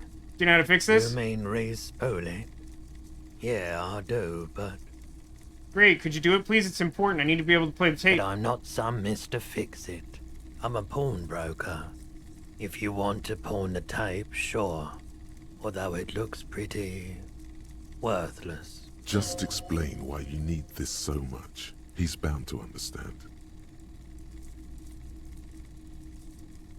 I mean, if I buy something, will you do it? It's not worthless. This could be the next big thing. It's the new sound. What do you mean? Do you know that old church down the coast? Yes.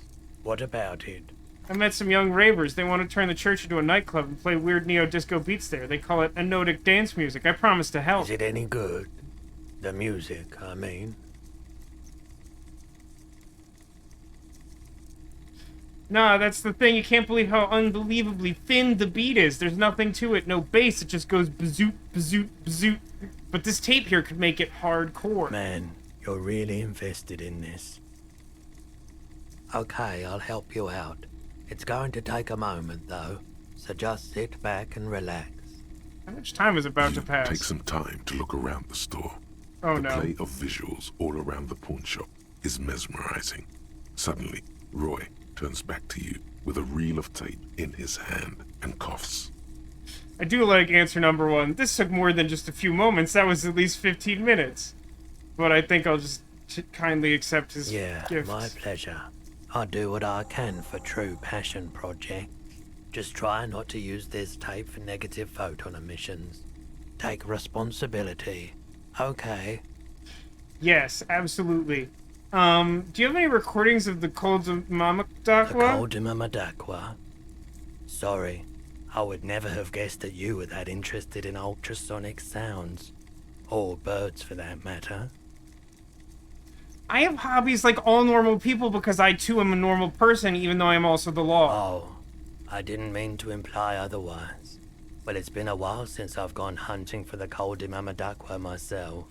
Once knew a group of young musicians who decided they didn't want to play music anymore, and started looking for all kinds of interesting sounds instead. This was before, you know, lost touch with them after all of that. That sounds cool. Cool or not, one of them was obsessed with recording the Cold Mama Dakwa, and he was one of those passionate people who know a lot about all kinds of strange things. So he got the rest of us to join in his search. You ever find it? We thought we did. We got together all these recordings of unusual sound patterns, compared them, cut them up and combined them into the Symphonia Cold Mama Dakwa. Can I listen to it? Unfortunately, I don't have any recordings from my old life. None at all. But I do have a tape with some ultrasonic sounds that might be what you're looking for. Starts rummaging through some tapes. Do we really have time for this? Spin that bird song. This recording comes from down the coast. Wasn't looking to record anything specific. Just left a recording device there one morning. Keep in mind, I have to slow this one down enough to make sounds well over 200 kilohertz audible to the human ear. It will be strange. Yes, play me a weird sound. As the hum grows louder, modulating but always unnaturally uncomfortably low, like it's coming not from the speakers, but also from inside your chest. Breathing is becoming difficult. Not good, not good. You're about to start suffocating. You have to stop this. There's a growing sense of dread. The sound is coming from inside you, but also surrounding you. I think I'm gonna die. It feels as though someone is standing just outside of your range of vision and watching you, doing this to you. He nods to you, reassuringly, just as more diverse, higher-pitched sounds, some random, some appearing to form patterns, hit your eardrums. What's that? Gulls and skewers. But Raises a pointer finger and indicates, or inclines his head toward the speakers. A new, very high-pitched, shivering sound emerges amidst the others. Oh wait, can I heal up? Oh, I can! I don't think I was fully aware of that. That's it. The signal in the noise. The thin whisper. A low range of sounds is easier to handle with a focal point, but still troubling.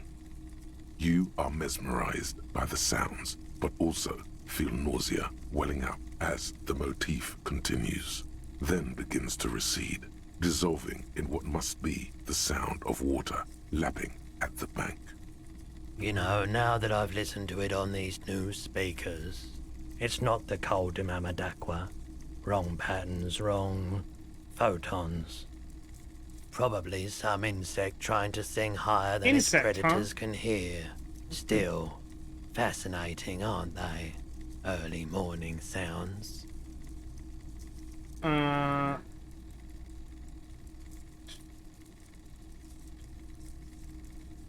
Wait, what? Oh no, in order to buy something I have to click on it in the store. The's not an interface. I'm being dumb. Is this The the one? boomboxes wait on the shelves. Yes. And This your belongs to me. boombox, that gold and amber Harmon Waushi, stares at you longingly with its tape reel eyes. And here you are, quality sound reproduction on the go. It'll play anything, wherever. Turn any tape into a conversation of sounds and shapes. I didn't really mention it, but I think it's pretty amusing that the correct thing to do is to just geek out on sound, and then he's like, yeah, I'll help you for free. I also really like the fact that the tape player is equipment, and so you, like, equip it to, like, play sound. That's very good. How do I...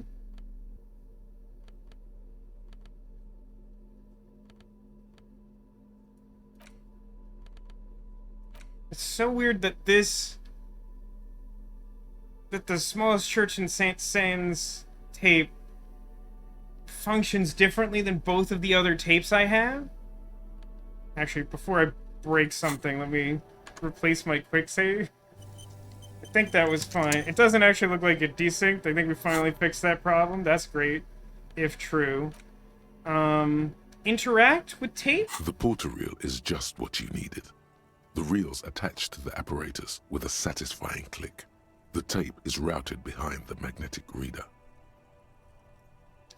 Press play on that jam box. You press the large button marked Commencer, and the tape starts spinning. There's a small delay before the song starts playing. For this sad song, I feel like I want to keep it at a harmless distance. I feel like this is a decision with consequences. Then the organ starts playing a simple, melancholic tune echoing in the hallway. A lone singing voice joins in, telling you about the tiniest church in Sessons, surrounded by even tinier yard. You almost feel the seaside mist on your skin. It's mega sad. That's pretty sad. Within seconds, you know this is the one. Good. The real shit you've been looking for. The one you trust your room to. This one tells it like it is. This is your tune. A click, then silence for a bit. Then the tape stops spinning. Could I sing this for karaoke? I think I could sing this.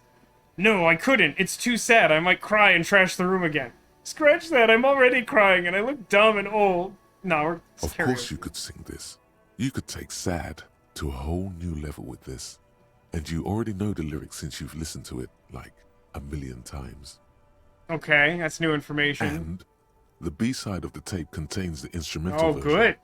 It's like the world itself is telling you to do it. Only one obstacle stands on your way. What are you referring to? Gart. You have to convince Gart to let you sing karaoke in the whirling. After you've won him over, you can express yourself. Let the pain out. Make everyone understand. The lieutenant looks at you as you remove the tape from the boombox. He doesn't say anything. Now, I know that there's at least rumors that they're, like, working on a Disco Elysium, like, TV show. I have no idea if that'll happen with all the complications to the intellectual property, its ownership, etc. I would love to see basically this experience from Kim Kitsuragi's perspective. Almost didn't get the tape. No, this tape I've had for ages. The tape I got was the I don't actually know what the tape is. Shivers just told me it was important to fixing the song that the ravers want.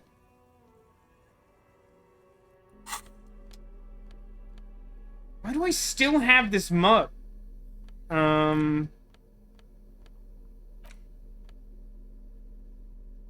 So, like, hang on a second.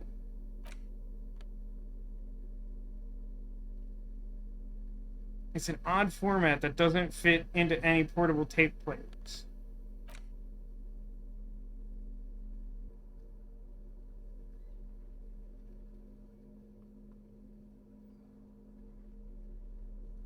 Wait, where did I get the empty cassette case? Was that in my room originally? No, that can't be right. Is there a way to combine these to put the weird tape onto the normal empty tape? Did I find the mug's owner? Yeah, and I got my armor. That one was in my room? Okay. Anyway, I got this jam box now. I guess I should talk to Egghead, and then I think I should talk to Morel. Should we try? Should we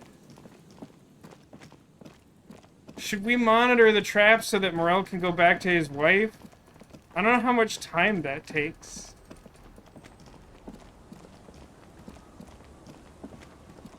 Nope, always mess that up.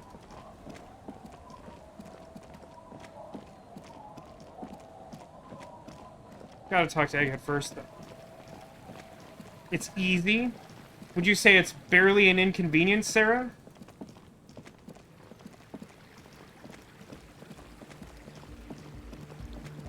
If that's true, we should definitely do it. It is? Okay. The large. Alright, Egghead. Good morning! Yeah!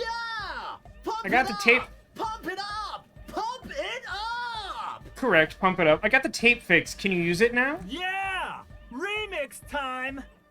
Tape goes here, into deck B. He clicks a switch, the tape starts The spinning. hand on his ear. He listens to the audio through his headphones and shouts. You grab a drumstick and your brain starts ticking. Wow! Did you get this from Arno himself? I got it from a tree. Great excitement is bubbling to the surface within him. This is big. I found it in a tree. Listen, I'm just going to show it to you. Ready? Yeah, I'm ready. This is gonna negatively affect my YouTube experience for sure. Maybe I'll edit this part.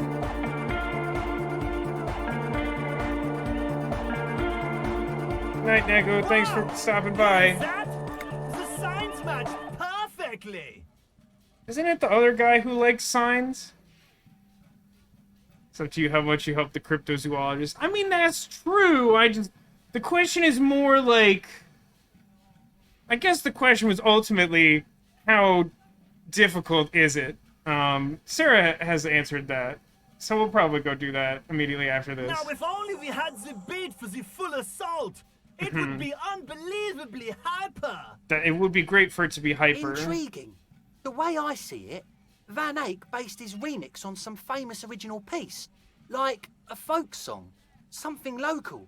Seems you found an initial part with the main melody. I'm having trouble reading that on my overlay. Let me switch to the thing that makes it easier to read. Nope, website's not working correctly. Great. Thank you. The Zeronellite. Nope, I still got it wrong. I apologize. Thank you for the follow. Call you Zero. Perfect. Thank you, Zero. Appreciate it. Thank you for hanging out. I think it's just happenstance. Chaos in action. Contingencies of our limited existence. Very that poetic. Egghead's fantastic talent. Noid's right. Egghead's technical talent is the key. Man, there's something so weird about the balance of this game where, like, the second you put a point in something, all of a sudden you pass, like, every conversational check with it.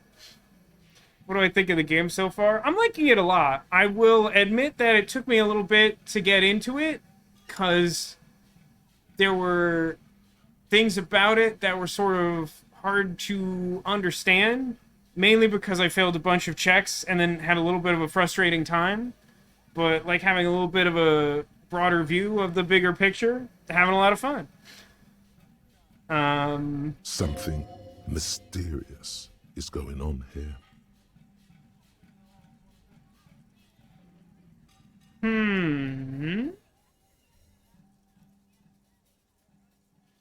I feel like one is plausible. I don't know if saying that will upset them. Yeah, the skill system's really interesting. And I imagine a game like this is just, like, insanely difficult to write because of the conversational skill checks and all that. I tried to use the skills to see what yours are IRL. I feel like if I did that, I would experience morale damage. I don't feel like I have a lot of skills. I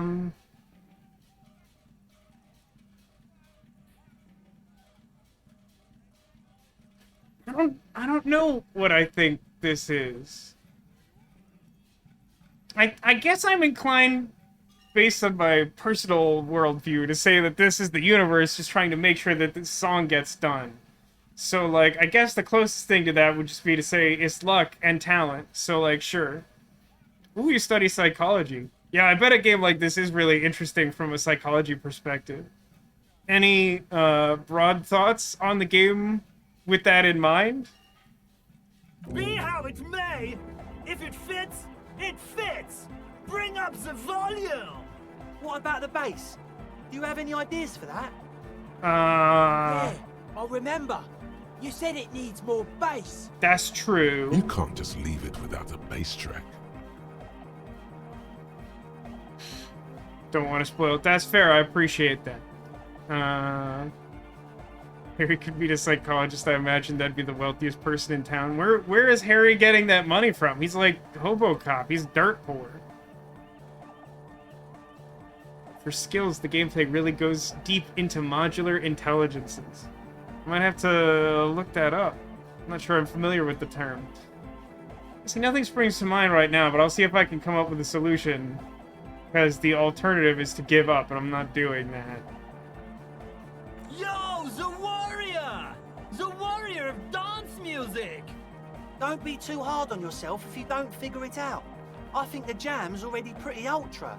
But it could be hyper hardcore! It could be hyper hardcore.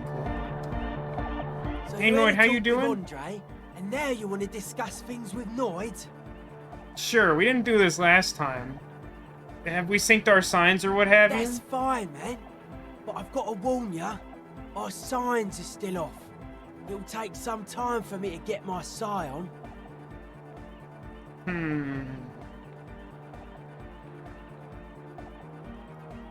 I think I'll just say one and then return to this later. I'm doing what I can. It's not easy for him. It probably took him years to get used to Andre. I don't want to press this issue just yet. I'll come back. I don't know how to sync our signs, though.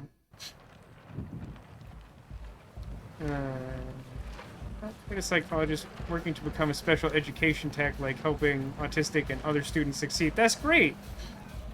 That is a noble endeavor, which I have a great deal of respect for.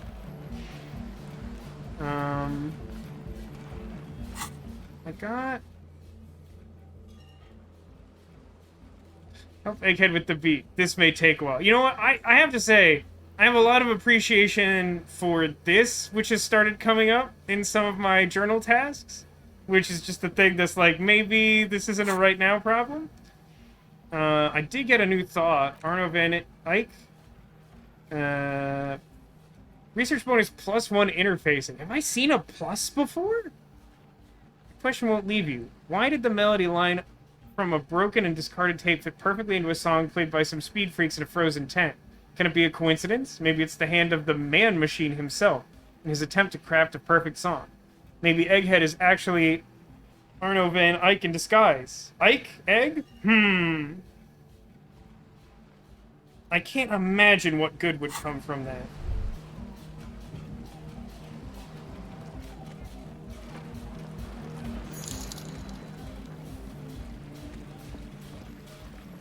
Oh, Dylan should thank you for gifting us up to 0. Celebration! That lag is not promising, but it still does not look like that's on my end. Hooray!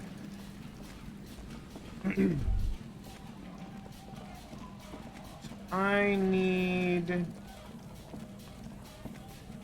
No, I'm not far enough over yet.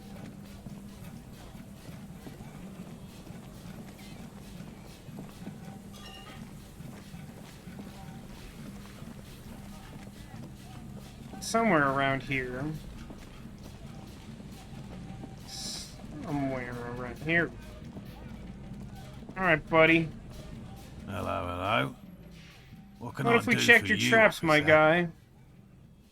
Speaking of, your next anniversary is a good one. I didn't Yup. expect you to take such an interest in our work here, officer.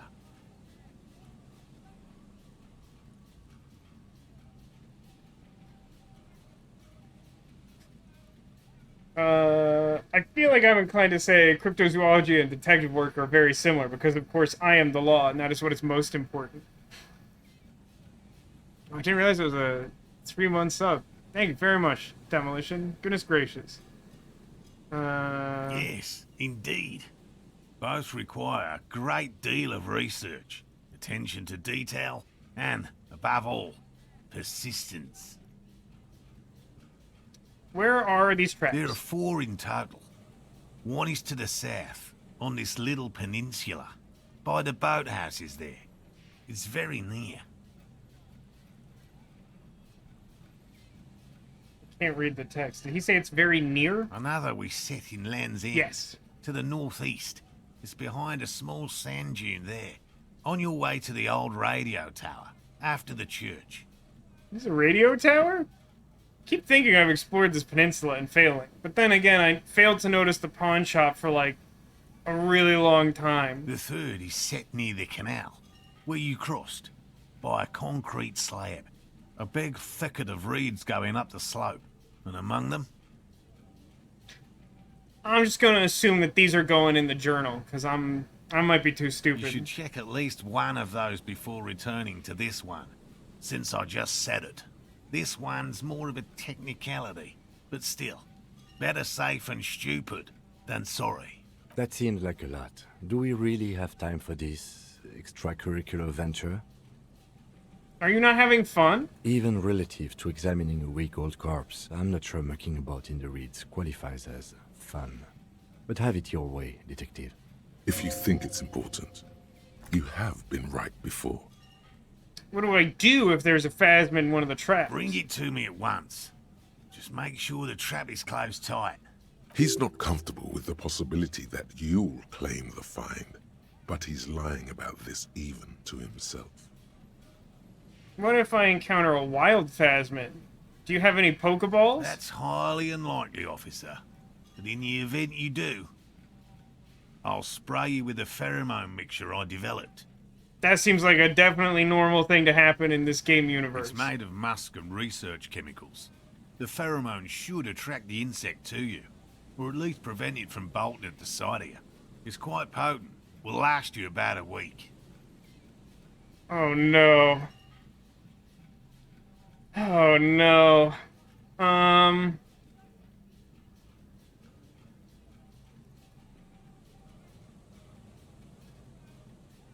I do feel like I want to do this, which kind of leaves me with only options 1 and 2, I presume.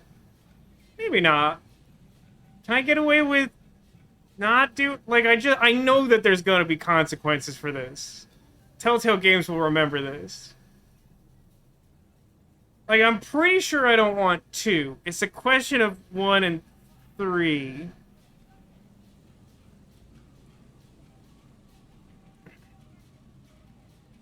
There's not always consequences, but when there are consequences, it's usually morale damage. That's what I've learned after playing this game for, like, I don't know, like 30 hours or something.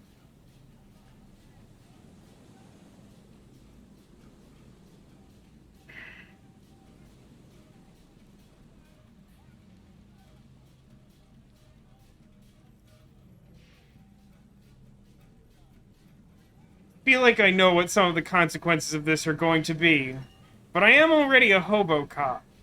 Can it get much worse than that? Wise choice.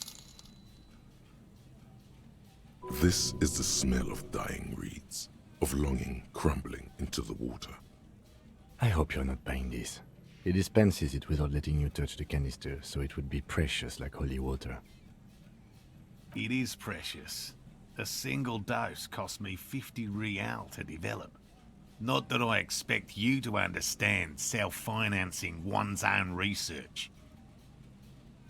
Good, I'm glad everyone hates everyone. Thanks for gifting a sub to Laser Gun Boost Demolition. Thank you very much. Enjoy this. And also our emotes. And your new narwhal friend. Alright. I guess I'm gonna go do the thing now. Right. Which means you two can pack up and go back to the whirling. Whatever he thinks about this detour, it's clear that these men are exhausted and in need of assistance. Finally, someone's talking sense. Thank you for your help. Gary and I will start breaking down camp. If you have any more questions, now's the time to ask. We'll be gone once you get to it. Alright, let's go.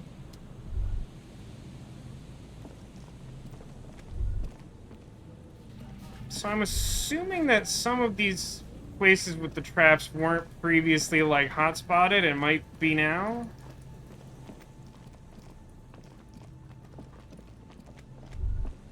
This was kind of the boathouse area. Oh, hey, look at that! I should probably have saved before clicking that, huh? There's a trap in the reeds at your feet. Looks like the same one you saw Morel set before. Same mesh, same wiring. Look around you. Behind you, the ruins of a residential building rise over the reeds, shielding them from the wind. The reeds rustle confidently. When this district was booming, the reeds were kept at bay. Nothing obscured the freshly painted facades. Nowhere for drunks and adventurous teenagers to hide. Now only the wind blows. Reach for the trap. Locusts are crawling around in the trap, confused but uneaten. You see no carnivorous reed phasmid gorging on them. Big surprise. Anyway, 1 down, 3 to go.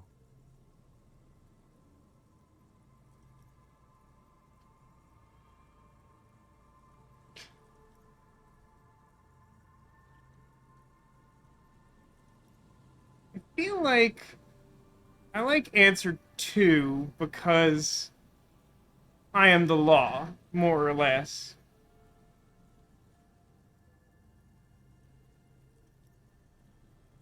One seems too optimistic. 3 honestly seems a little bit too optimistic. I'll just go with 2. I like 2. No need to grin. I'm not expecting to find anything. I'm helping some citizens, getting some fresh air. I meant no offense. Just not finishing the thought. Okay, so that's 1. There's a sand dune past the church.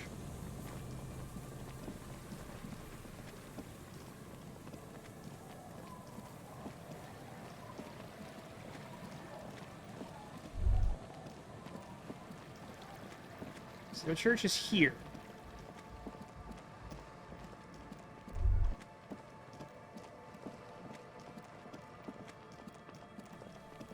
Does this keep going? Because I came here and it didn't look like I could go any further. Hey, for Twitch, welcome to the stream. How's it going?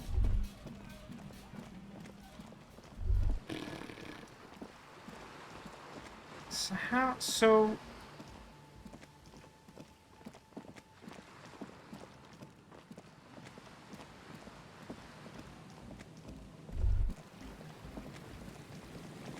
let's just keep our eagle vision on, shall we? Still have not gone in the church at all. Oh, I've gone here. Maybe this is what I'm looking for.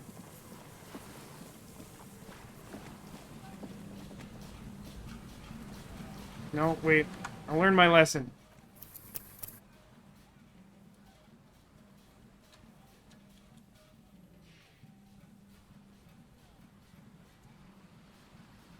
I don't know if I spelled that correctly. It's fine.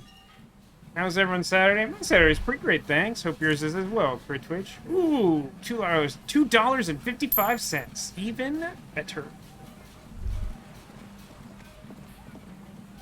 And some orbs. Delicious orbs. Give me experience. Orbs. These rusty gears used to turn the whole machine. Building before you housed the engine. Must have been a big one. I don't know what engine we're talking about. Stop giving me credit, game. This rail's been recently discarded, but it still smells of oil. Can I see this one from where I am? Chain trails off into the ocean. Who knows where? Don't think I'm going in there just yet, but I'm glad I now know this place exists. Is there a fast travel point around here? I really gotta get that map someday. Oh. A shirt? Why does everything reduce your empathy? Why are there so many things in this game that reduce empathy? Give me a shirt and 14 cents. What a normal thing to keep in a box by the ocean.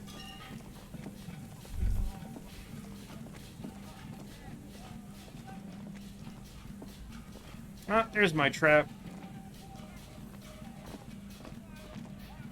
A familiar apparatus lies among the reeds. Another one of Morel's traps. Another weighed one. down by stones to keep it in place. The reeds shake sadly in the coastal breeze. Snow specks the stalks. Most of it melts quickly, relinquishing form to darkness. The wind picks up here, near the cape's end, surrounding the narrow strip of land from 3 cardinal directions. It's cold for this time of year. It's hard to be empathetic towards a crazy dressed person. That's a pretty solid argument. Although I still don't understand why my sweet man from Heimdall shirt reduces my authority. I feel like if anything, it should increase it. Because they know that I know all about Zweihanders. Reach for the This trap. trap is also full of panicked locusts. No sign of any cryptozoological beast inside. Another empty trap.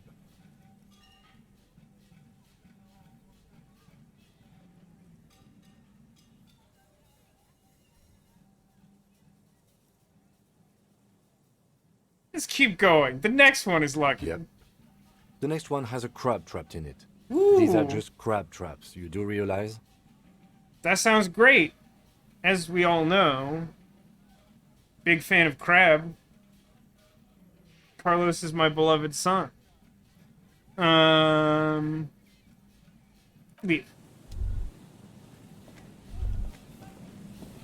I would like to explore this place more thoroughly. I think that is a future endeavor, but I'll look at this yellow one. Cigarette butts, cleaned away under a rock. Fantastic. Glad I spent my time.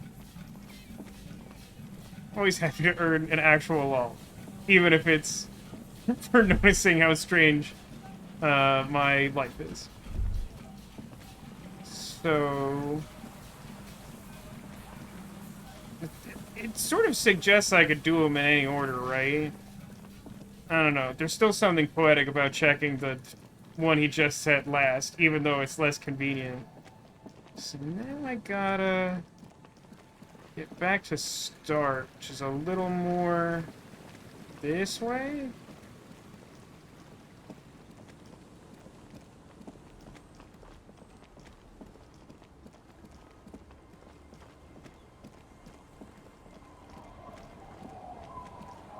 The weather changes a ton on this beach.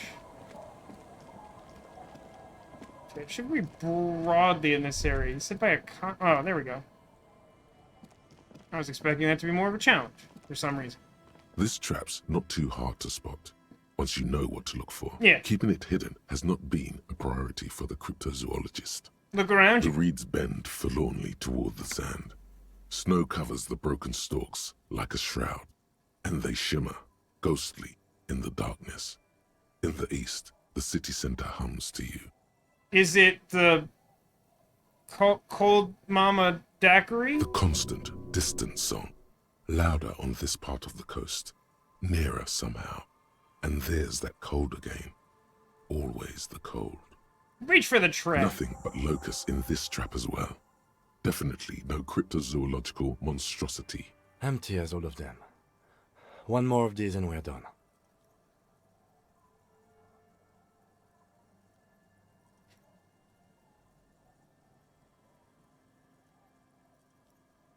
You getting tired? No, I'm fine. I didn't mean to complain, it's just... Leave.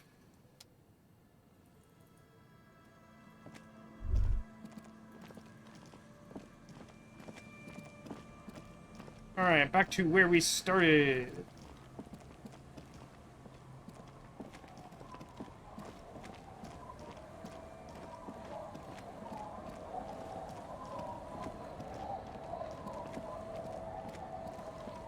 I know that the game has already commented on my Jamrock Shuffle. Is there like an achievement for walking 500 miles and then walking 500 more?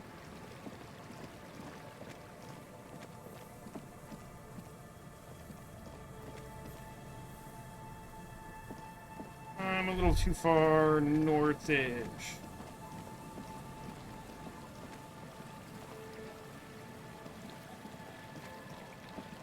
More of a Chimrock line dance. I feel like on my sonically oriented path, that's gonna happen at some point. What am I...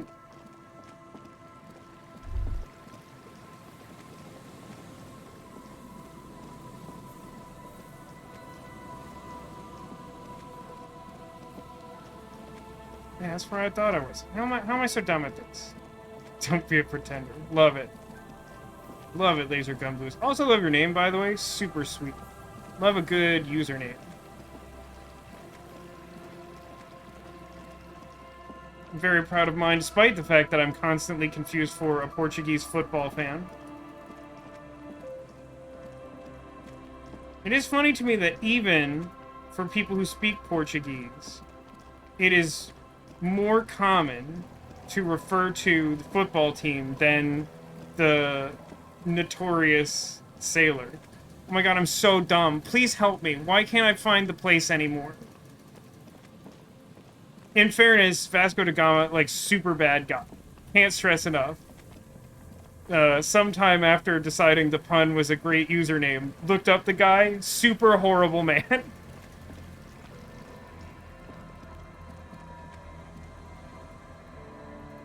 Isn't it? Shouldn't it be here? Shouldn't this be the place?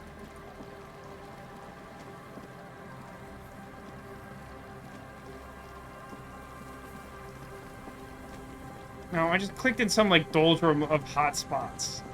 That's really annoying. I was trying to go to the right place the whole time, and the game was just being a jerk about it. This is the last of the traps. Look the around. reeds by the abandoned campsite sway and tremble, while the snow falls all around. The later it gets, the colder. Remnants of the camp can still be seen in the sand. The fire that's gone out. You feel strange, somehow. Do or did you have any other usernames?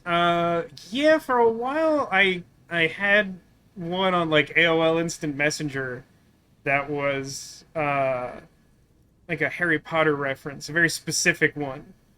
It was Lord Thingy, which is what the Minister of Magic says in, like, book 4 or 5 or something when trying to make a public statement about Voldemort.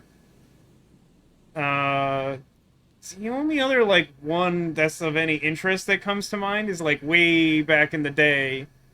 I used to frequent the, like, anime forums of a website called Pojo, which was, like, a resource for card and strategy games back in the day, but, like, also had just sort of, like, fan message boards for communities like Pokemon and Digimon. And I was, like, something of a noted fan fiction writer for Digimon under the name TK's Patamon.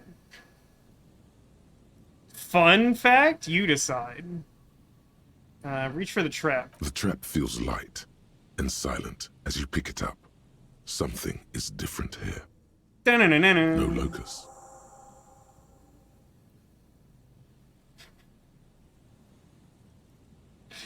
I shouldn't yell, it might alarm the phasmid. Look closer. Well, the bait worked on something. This doesn't mean it was a reed monster, though. Unless you see one in there, I just see an empty trap. Certainly is a fact. Another excellent observation. Definitely a fact. Fun, subjective. The netting is a little untidy. Messier than the others.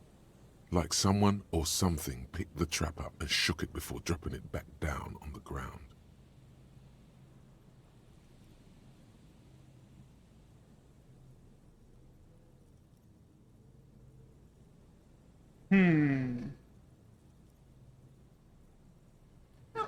Statistically, considering how few people have cited it, it probably wasn't the phasmid, but we should still tell the guy.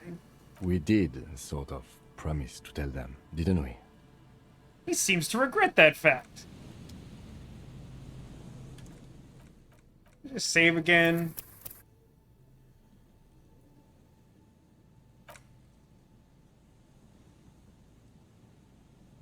Yes. I forgot that's how it described that, and that threw me for a second. Reuse bits, etc., etc. So let's think. I mean, we go and tell him he's at the hostel. We should definitely do that right away to avoid the lighting. The lighting will be an issue. Then what? Still got a little bit of time to kill before proper nightfall. Maybe I can check the journal. Nothing is immediately coming to mind.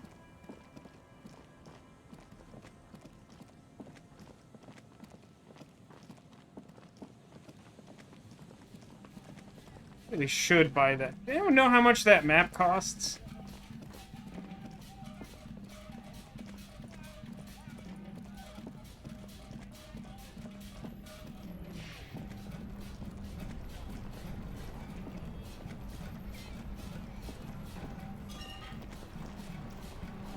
Okay, it's some weird pathfinding. Can beat me inside somehow. Oh, crumbs. Alright, let's do it fast.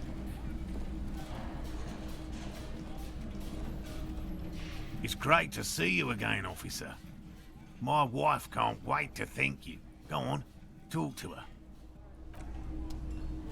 Okay. Oh, sweetie, I don't even know how to thank you for finding my husband and helping him out. I hope we haven't been too much trouble for you. Basically a cryptozoologist now. I knew it. I'm not surprised. It's already getting out of hand. It does seem like it's holding up better. I'm keeping an eye on the warning signs. But I had all these same settings in place the last time I was here, and it still got really upset. Well, in that case, sweetie, let me give you a small token of my gratitude. It's a tie. It's a tie, Mesk in origin. The pin is an antique, quite special to the cryptozoological community. The little silvery knob holding the tie together feels warm in your hand. It's in the shape of an avian skull with 8 eyes. That's cool. Haha, nothing like the gratitude of a good woman. Now then, what can I do for you? He tries to play it cool, remain professorial, but inside, this man is itching for some news on those traps. I have news on the traps. Good. Okay. And? One of them was empty. Completely empty? There was nothing in the trap. No locusts, no phasm. No locusts? No phasmid either? That's not ideal, but... The empty trap was the one at your campsite. Maybe this factors into it somehow? I definitely left that one stocked. Right from the campsite? Just means the Insulindian phasmid is even more clever than we thought. Of course, more clever. You're dealing with a subject near and dear to their hearts. It might behove you to tread lightly. Alright. Yes, the Phantasmadeia picked off the locusts and escaped. This is good news, though we'll have to reconsider the design of the traps, make them more secure. Another trip to the reeds.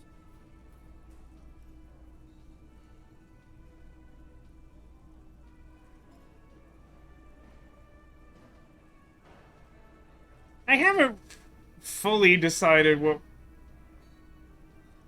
my detective's take on cryptids is. It's definitely not zero. I don't think he's like full-on committed to dropping his job and becoming a cryptozoologist, which is why I've kind of been taking some middle options here.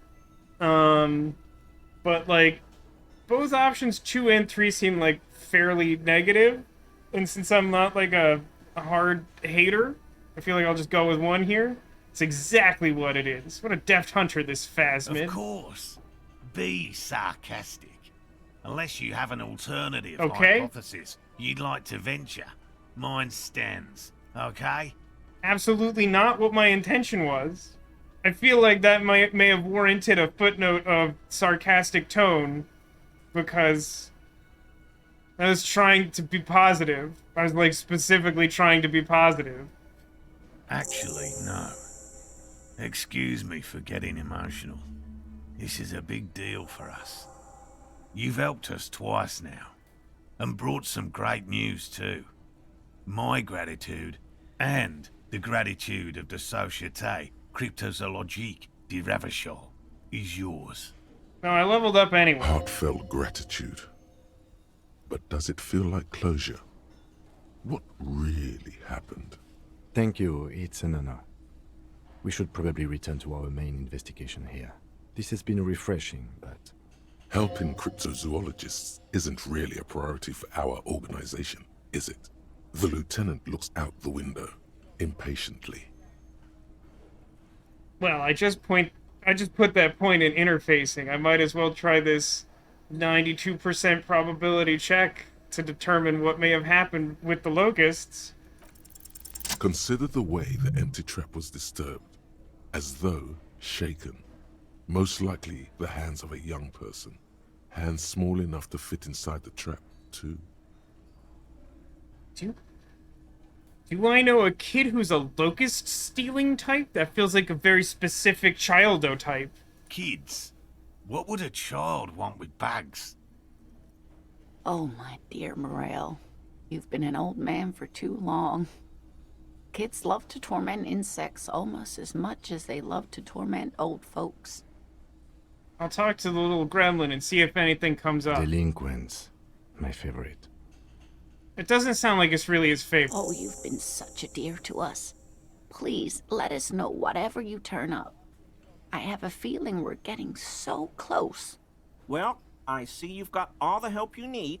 I'll see you tonight at my place. Let's play suzerainty, but no more field trips for me. Really, Gary? We're getting somewhere here. I'd love to play suzerainty, but... Lena, I'm sorry, but you're not getting anywhere. It was some kids. I know the little mutants around here. Leave anything out in the open and they'll steal it, even if it's bugs. Morel, it's been fun, really, but I need a bath and I have deliveries to handle. When this tea is done, I gotta run. No need to apologize, Geary. You'd be more than helpful. We'll have to take a rain check on that game of suzerainty today, though. Basically gonna 3 follow different this route. pronunciations of that fictional game. He keeps the language unemotional, but it's in there. Disappointment. I guess while I'm here and the computer is functioning... Hey, was there something you needed? Well. Bringing him that new bird sure made a difference in his attitude. Guard, I need to sing karaoke now? No, you don't. It's not happening. He tries not to look at you. It's dangerous to acknowledge the karaoke man. My god. Alright, let's read all of these. Yeah, but... Look him in the eye. Johnny Law is about to tear it up sad style. Why do you even have the PA system if no one's going to use it? It's part of my quest of self-discovery. Help me.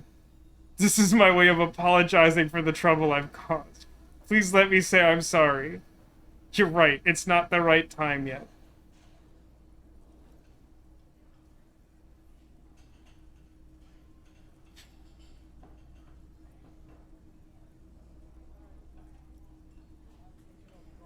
I feel like I shouldn't let on that I'm going to sing a very sad song.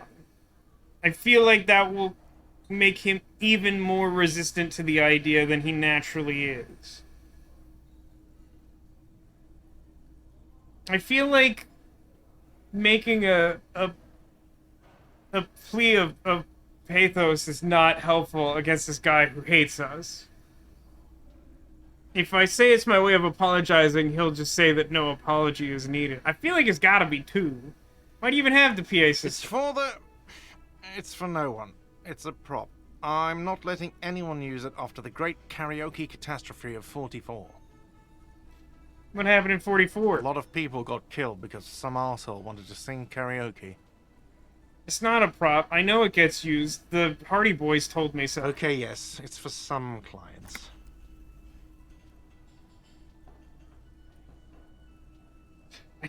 I don't know why 2 is an option. I do not. I'm a real client. I've paid my bills and have the right to use the karaoke machine. Well, we don't have any tapes. They all got stolen.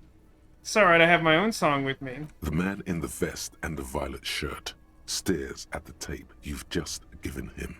He begins to frown. Hard. Fine, fine. Climb on that stage and do your thing. Just get out of my hair. I'll plug it in for you. Damn this karaoke machine. I'm having it uninstalled, he mumbles to himself. Thanks, Perception. Time to do the damage.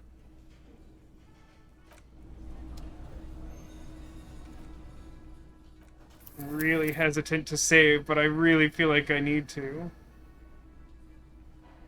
I had a karaoke themed save title already, but I guess I don't.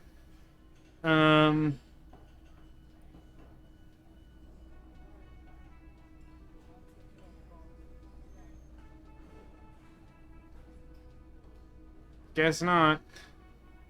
Dun, dun, dun, dun, dun, dun.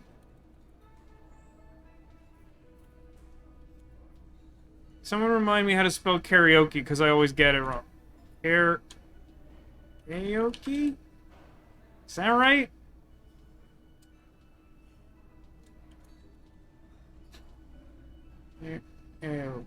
Yeah, I think that's correct. That's good enough for save file work. Okay, here goes my attempt to do this. The stage is all set up for your performance. Feels silent. You can hear the pellets creak under your feet. So, are you ready for your thing now?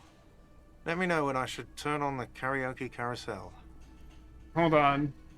I think I have more drama clothes for this. Whoa. Superstar Cop gives +1, and I've been inspired by Arno Van Eyck. Okay.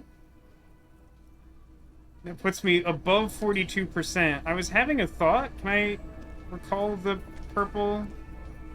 No, that's gone now? Okay, I don't know what that was. That's a little troubling. Close. What does the tie do? Volition and Inland Empire. No. Nope. No. That was a blue? I had... Yeah, this is drama. Put this on. Wait, what is this? Is robe a jacket? Wow, that's a choice.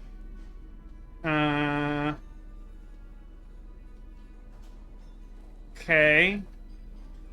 Oh, hold on. Wow. Wow. Hey, everyone. Just, like, listen. Listen.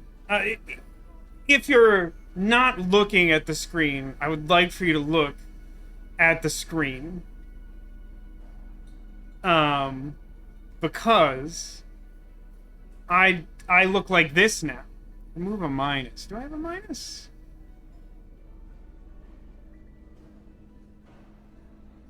The minus might have been something I already swapped to get plus. I think I'm good?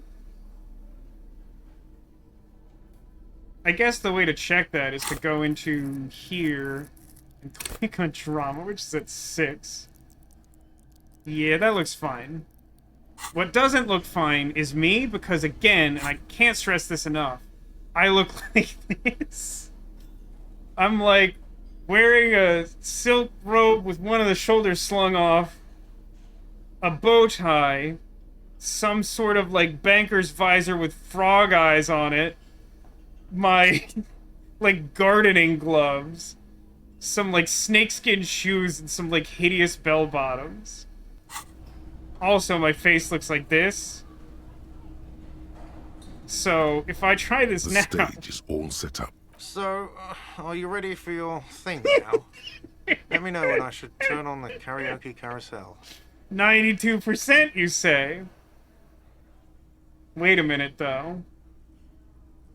Can I get an even higher boost if I test the microphone? Or do I risk certain destruction? Look around the room first feels like a good one. The bar is full and buzzing with chatter. No one is paying you any attention. but still you feel your knees turn to noodles. Okay, now a couple is looking at you. Even worse. Maybe You're heal. sweating. They are going to hate you. Shut up, Inland Empire. Nobody likes you. Okay, here's a serious question about healing, okay? There have been a couple of times where I've failed in such a way that I basically died and, like, didn't bother to heal to stop from dying. So, like, I don't know if you only get, like, one prompt for that ever. But, like, is it the case that if I would die, I always have the chance to heal? Because it gives me the impression that's true.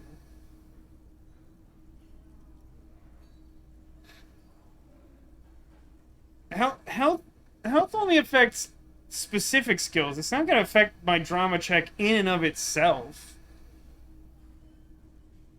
I honestly think I'm fine to do this. I'm just questioning whether I should put my lips against the microphone first.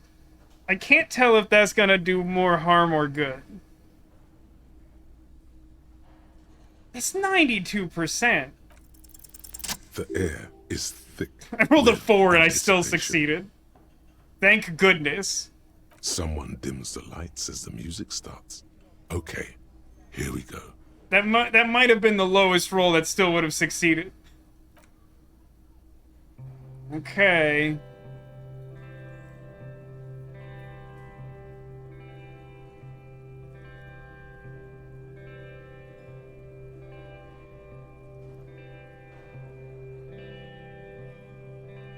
I would often go there. What? To the tiny church there. The smallest church in Transcend. Though it once was larger. How the realm may rest there. Down through the mist there. Toward the Seven Sisters. Have I been Roy Kent from Ted Lasso this whole time? I didn't realize I was speaking with the lizard brain voice. There. I would often stay there. In that tiny yard there. I have been so glad here. Looking forward to the past here. But now, you are all alone. None of this matters. Just say Smith. None of this matters at all.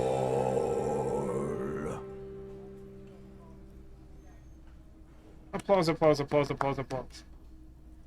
I think we definitely desynced a little bit on that. There's a lot of time. A lazy applause fills the room. You feel your hands shake as awareness of your body returns to you. You can dedicate it to Kim Kisturagi like a psychopath. Or to Gart. What the heck is option 3? I'd like to dedicate the song to Gart for letting me sing it. It's all crap, Gart. I'd like to dedicate this song to the RCM. Please don't fire me. I want to dedicate the song to anyone. I performed it for myself. I think I could say I should choose one without committing to any of the others first. There is silence now in the deep where the voice came from. It has receded to return only in dreams and nightmares. This guy really carried you. Oh, that's interesting. Somehow that reduced the things I could dedicate the song to? I took out the RCM, which is what I was kind of leaning towards.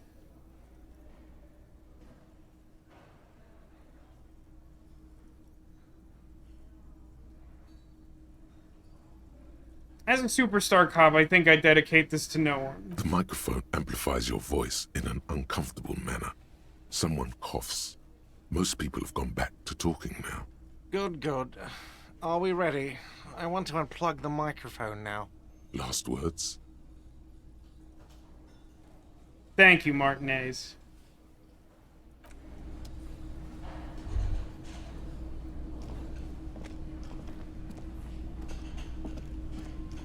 Can I have my tape back?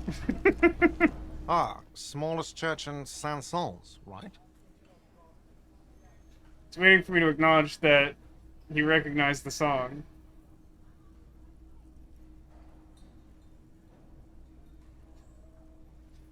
Told you I'd rock that.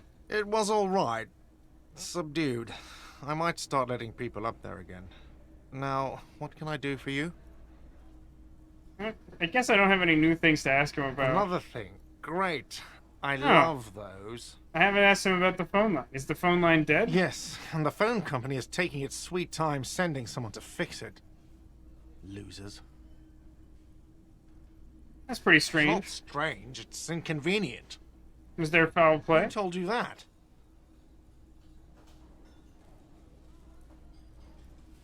Doesn't matter, I just want to know who you suspect. Fine, yeah. It looked like someone had messed with the wiring. It was shortly after the hanging, but I don't know if it's at all related. Plenty of assholes around here who aren't murderers. That's a true observation for sure. He's exhausted from years of dealing with the assholes. That's why he's trying so hard not to be one too. If you do find out who cut the line, though, let me know, so I can forward them the repair bill.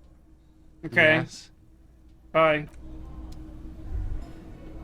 Let me go outside because I don't want to be in this room anymore.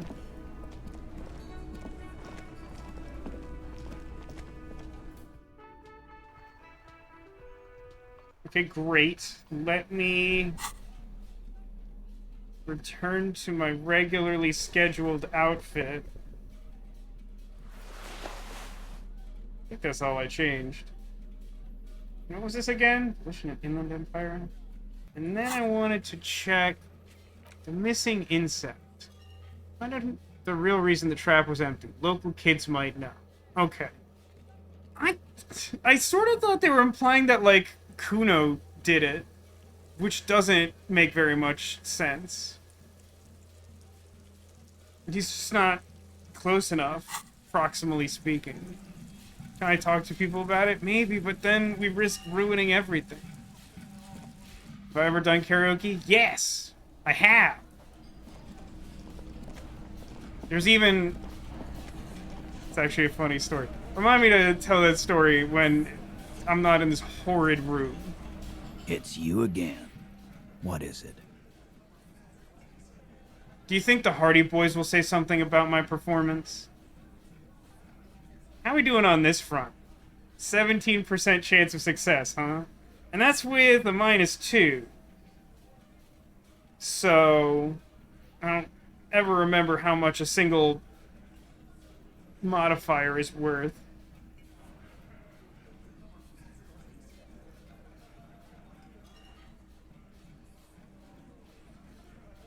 I found someone who saw the hanging. A witness?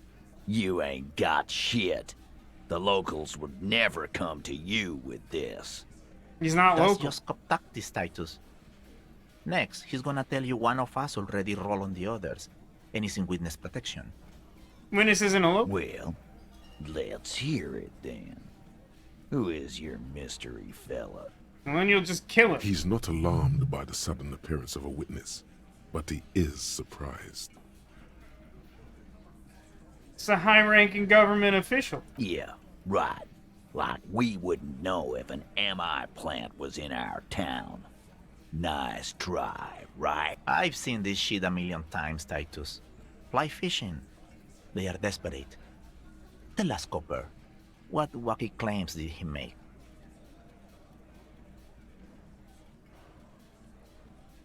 Witness said the hanging went down quietly, with no shouting or commotion. It's you assholes that feel the need to go around like a fucking brass band. The Hardy Boys are dead silent. Doesn't that just confirm the thing? Yeah. It's like they put cowbells on you before they send you to the streets. What's with the cowbells, policeman? Said he saw two, just racial descriptions, just Arab guy? Boss, I think he's trying to say me and Theo. Well, yeah. What is confusing you? Eugene, Theo, and Elaine were there too. I already told you. We were all there. Said it looked like a surreal play. Those flaccid MI cocks with their culture language. Everything's a surreal play or sublime whatever. Doesn't mean anything. It means the whole scene was long and drawn out, like it was from a film. What is this fella's problem? Sorry we didn't make it more action-packed. It wasn't the first thing on our minds, you see? Shanky. It's Shanky, right? I thought there It is was something Shanky, wrong right? with the lynching story. Now I know there was. You don't know shit. I know you are lying, Shanky. You didn't break this wagon fort, but you did manage to rattle the people inside a bit. Some witness. I pulled the same shit. Came up with some shit, then went and said it to people. Get a reaction. You don't have to go to school for shit. I never went to school, and I'm doing great. You're doing a hell of a job, man. Hell of a job.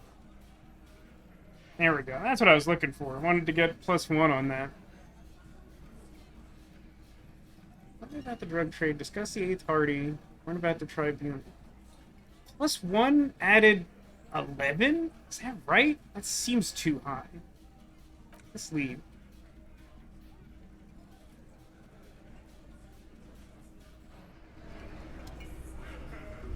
Can I talk? Oh, let's talk to Smoker. Does he have anything to say? Hi again, Gendarme. No. Bye-bye, Gendarme. Let's talk to random bald patron.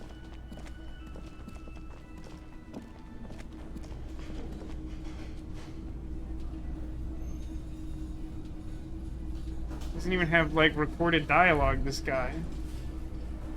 I honestly have come to think that the answer to your question, Sarah, is no. I don't know if that was hypothetical, but I don't think I could get a real reaction from anyone. Maybe I could talk to the cops? I'm not sure if I want to do that.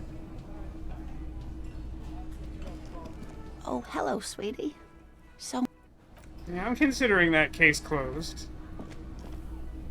Unless someone has some compelling evidence to the contrary. I want to spend as little time in this room as possible. It's been very bad for me.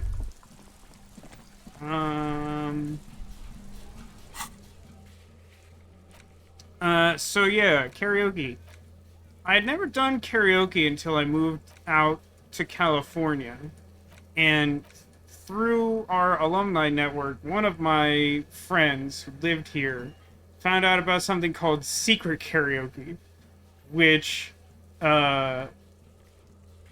is in just like a weird, like dingy, unfinished basement of a room in an alley in Chinatown. It's as strange as you'd think. It's like a cliche of sorts. The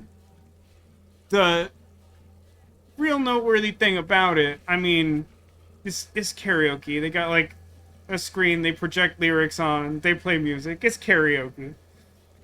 But the really interesting thing is not only do they have a screen that they like put lyrics on, but they also typically had a screen that they would just play weird nonsense on. They would play a video with like no audio. Just like some weird old TV show. And the reason I mention this is because secret karaoke is where I first found out about Lidsville, my morbid fascination of a Sid and Marty Krofft TV show about a boy who falls into a stage magician's hat and finds a world of mascot costume hat entities. And the only reason I ever knew what that show was is because one time, like the second time I think we went to secret karaoke, karaoke's happening on one side, and then like off to the side, see Charles Nelson Riley all greased up in green paint and flying a hat around like it's a car. And I was having an existential crisis. Because it's friggin' weird. then I looked into it, and then we had an extremely long marathon to watch the entirety of Lidsville in one sitting, while my friends were under controlled substances. And then that led to more Sid and Marty Krofft marathons. It's been a journey. Also, I missed your comment, Angel. Just now realizing how behind on this series I am. Can someone explain why the two protagonists look like they do? Well, I mean, that's sort of established early on in so much as it is at all. We're the guy on the left. We look like that because we're a disaster personified. I really feel like that's the most succinct yet accurate description I can give to answer that question. As for why Kim looks like that, honestly, this art style is just kind of grotesque. Everyone kind of looks a little horrific in their portraits. It's sort of how I would answer that. God, I hate that room so much. I mean, I use the term broadly. There was definitely alcohol there. At least once there was, like, edibles or something. I don't keep close track of these things, because electrochemistry is my least favorite game stat. I have no shame telling that to my mom in chat, because I didn't do anything. I don't drink alcohol. You think I was doing something worse than that?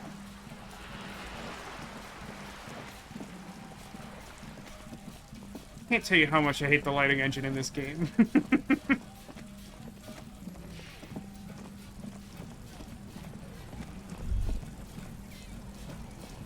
I don't know what to do now. So it's currently like 7:30 real time. Honestly, I should probably just end the stream, to be honest. The spirit is eternal? Oh, it's that stupid buy the expensive alcohol quest I have no interest in. I'm getting kind of close to establishing authority with Hardy. Board game to pass the time. Is that a thing you can do? I know you can buy a board game. I'm pretty sure I can't afford one, though. I think the only option I would have is, like, to read notes.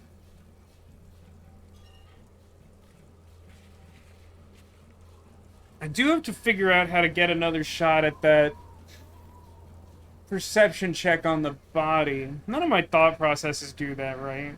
Well, yeah, it doesn't help me to pass time to reach the point where I'm not with Kim with an activity that requires Kim not to be around.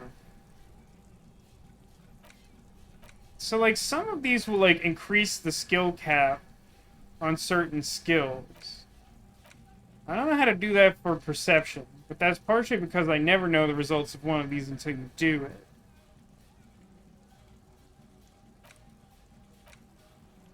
$74% on this, huh?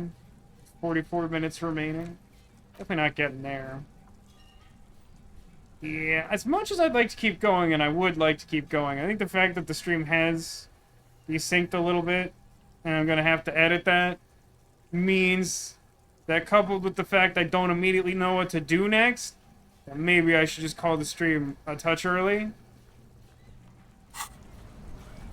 Like, and again, I can't stress enough how much I hate that in any room where the game is trying to render light in real time with the engine, with my graphic settings basically at trash can, it still ruins the stream. So I just want everyone to keep that in mind when people keep being like, spend more time in the disco light room. It's not that I'm trying to be difficult. The first time that I had issues with this, I spent 2 hours editing a 3-hour stream.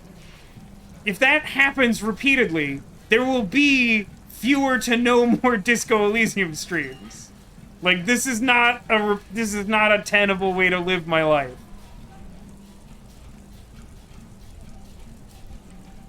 Please get to 9 p.m. to contain the issue to the stream. No, that's not a solution. The solution is don't go in there again.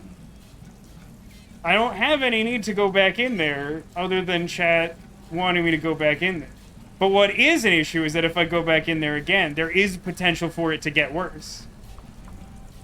So I think, in absence of evidence presented from the court record of something I can do now that is short and doesn't particularly require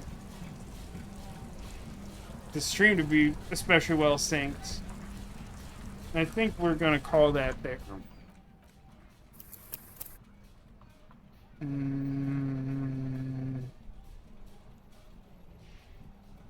I'll use the sweet shack save because I'm likely to go to the shack relatively soon. And this is only a save in terms of logistics. Hello, it's me, Big Vasco, slightly out of sync. Isn't that distressing? Don't you hate that? Well, blame the stupid lighting engine. Actually, can I... Is there anything in this menu I can do to make this less annoying than it already is? I don't think so. I think modest is the lowest shader setting.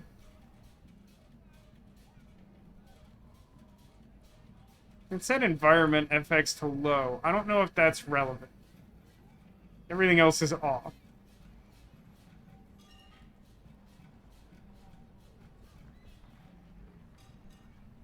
Yeah, I think that's all the TV there is. Sync back up again. Nah, that's not true. It's just not that much off sync. That's all. That's the only difference. Trust me, I can tell at this point. Because I can watch myself turn to the other monitor. That shouldn't happen. Yeah, so let's just call it here. Chest calm down a little bit. I want to get to editing so I can be done with it. So, I'm just going to say, I turn off dynamic shadows. Already off. That's been off for like 6 weeks. I honestly think that I have the settings for the problem as low. Like, the only thing I think I can lower is environment effects. Maybe that's a factor. It's already at medium. I don't know how garbage that makes the game look, though. Anyway, somewhere on the couch behind me, I've hidden a secret Squirtle. This is the final order of business before completing the stream. If you can see a Squirtle, it's not a secret. Have a visible Squirtle? I thought I put one out there. I can't see it. It might have fallen down. I don't know.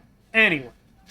So yeah. See if you can locate the Squirtle. It is on... Well, it's typically under or behind something that you can see and call out.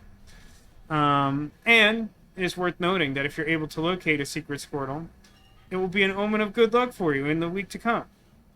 Which may include the stream not desyncing and making everything difficult.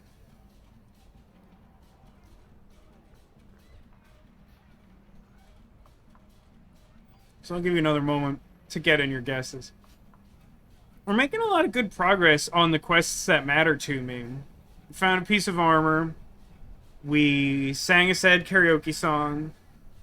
We managed to get that tape out of the tree and then respool it and then give it to Egghead. Eggman is a different character from a different video game. Delisha, can you clarify your guess of donuts? Are you saying behind the donut itself? Because as we know, Celestina the Dragon also carries a donut. Well, that's weird. It almost is back to sync. That doesn't make any sense. Ruin behind that. Okay, I got you. Yeah, alright, let's go take a look for them. But yeah, we have to, I don't know if we have to internalize our thought about the music guy. Arvo? Arlo? It's gotta be Arvo, right? Arlo's a different thing. Between the two donuts, the Squirtle shall lie. What a fanciful riddle.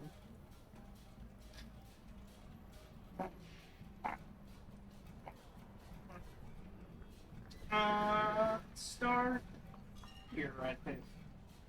So here's our Bigfoot group. He's hanging out with the tiny versions of Carlos and Naomi, which I thought was worth showing off because I rarely get to show them off in their tiny glory. You did say it, but it doesn't make it make any more sense. Also, when you said it wasn't true, I could still watch myself turn. And it's not entirely on sync. It's just less off sync, which truly makes no sense. So behind our group, you might spot our little toothless friend. By which I mean Toothless, the How to Train Your Dragon Dragon. Unfortunately not a Squirtle, but still a pretty cool guy. Hanging out by our good buddy Carlos, who managed to get an IRL LOL today. Very proud of you, buddy. He's Clawsome. Hanging out back there behind his cousin Lorenzo the Lobster was a tiny Ninja Turtle. He's displeased about the desync from the stream as well. And also, regrettably, not a Squirtle, although pretty rad. Perhaps tubular? I feel like these are appropriate terms for a Ninja Turtle. And I believe the Demolition said so mystically that between the two donuts, a Squirtle might be found. Well, right here is Celestina the Dragon. She was holding up the donut cat who normally lives inside our donut.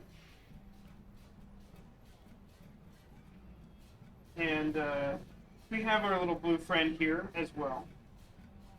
But behind this donut, and in front of the other donut, is a little bitty Squirtle. Someone yesterday said that the only way I'd be able to hide a Squirtle in my hat is if I had an exceptionally small one. So I figured I would bust out the really tiny one, and couldn't think of a better place to hide him than behind the donut after all our National Donut Day talk yesterday. So check out this little guy. And also, inside the donut I put the little cinnamon bun guy, because we were talking about cinnamon rolls. Yeah, I got a bunch of little dessert guys and little ocean guys, but again, they're really hard to show off because they're extremely small. Anyway, congratulations to Demolition and his cryptic riddle of Squirtle find. And thanks to everybody for coming out and watching. Demolition, thank you for gifting some subs to some cool people hanging out. Cool people hanging out. Thanks for hanging out. And all the regulars, I love you as well. I'm so glad every time you have an opportunity to stop by, especially because Twitch does not always tell people when that happens. But I gotta get to editing this. It's been great, and I might consider this our most productive session of Disco Elysium so far, despite the fact it's one of the shorter ones. Thanks to everybody for watching. Thanks for being here. Thanks for being you, and I hope to see you again soon. Whether that be next Friday when we continue our nonogram puzzle-based game, Murder by Numbers, next Saturday when we return with our next installment of Disco Elysium at the same time, 6 p.m. Pacific, or sometime in the future beyond. Remember to take care of yourselves and that you are Clawsome.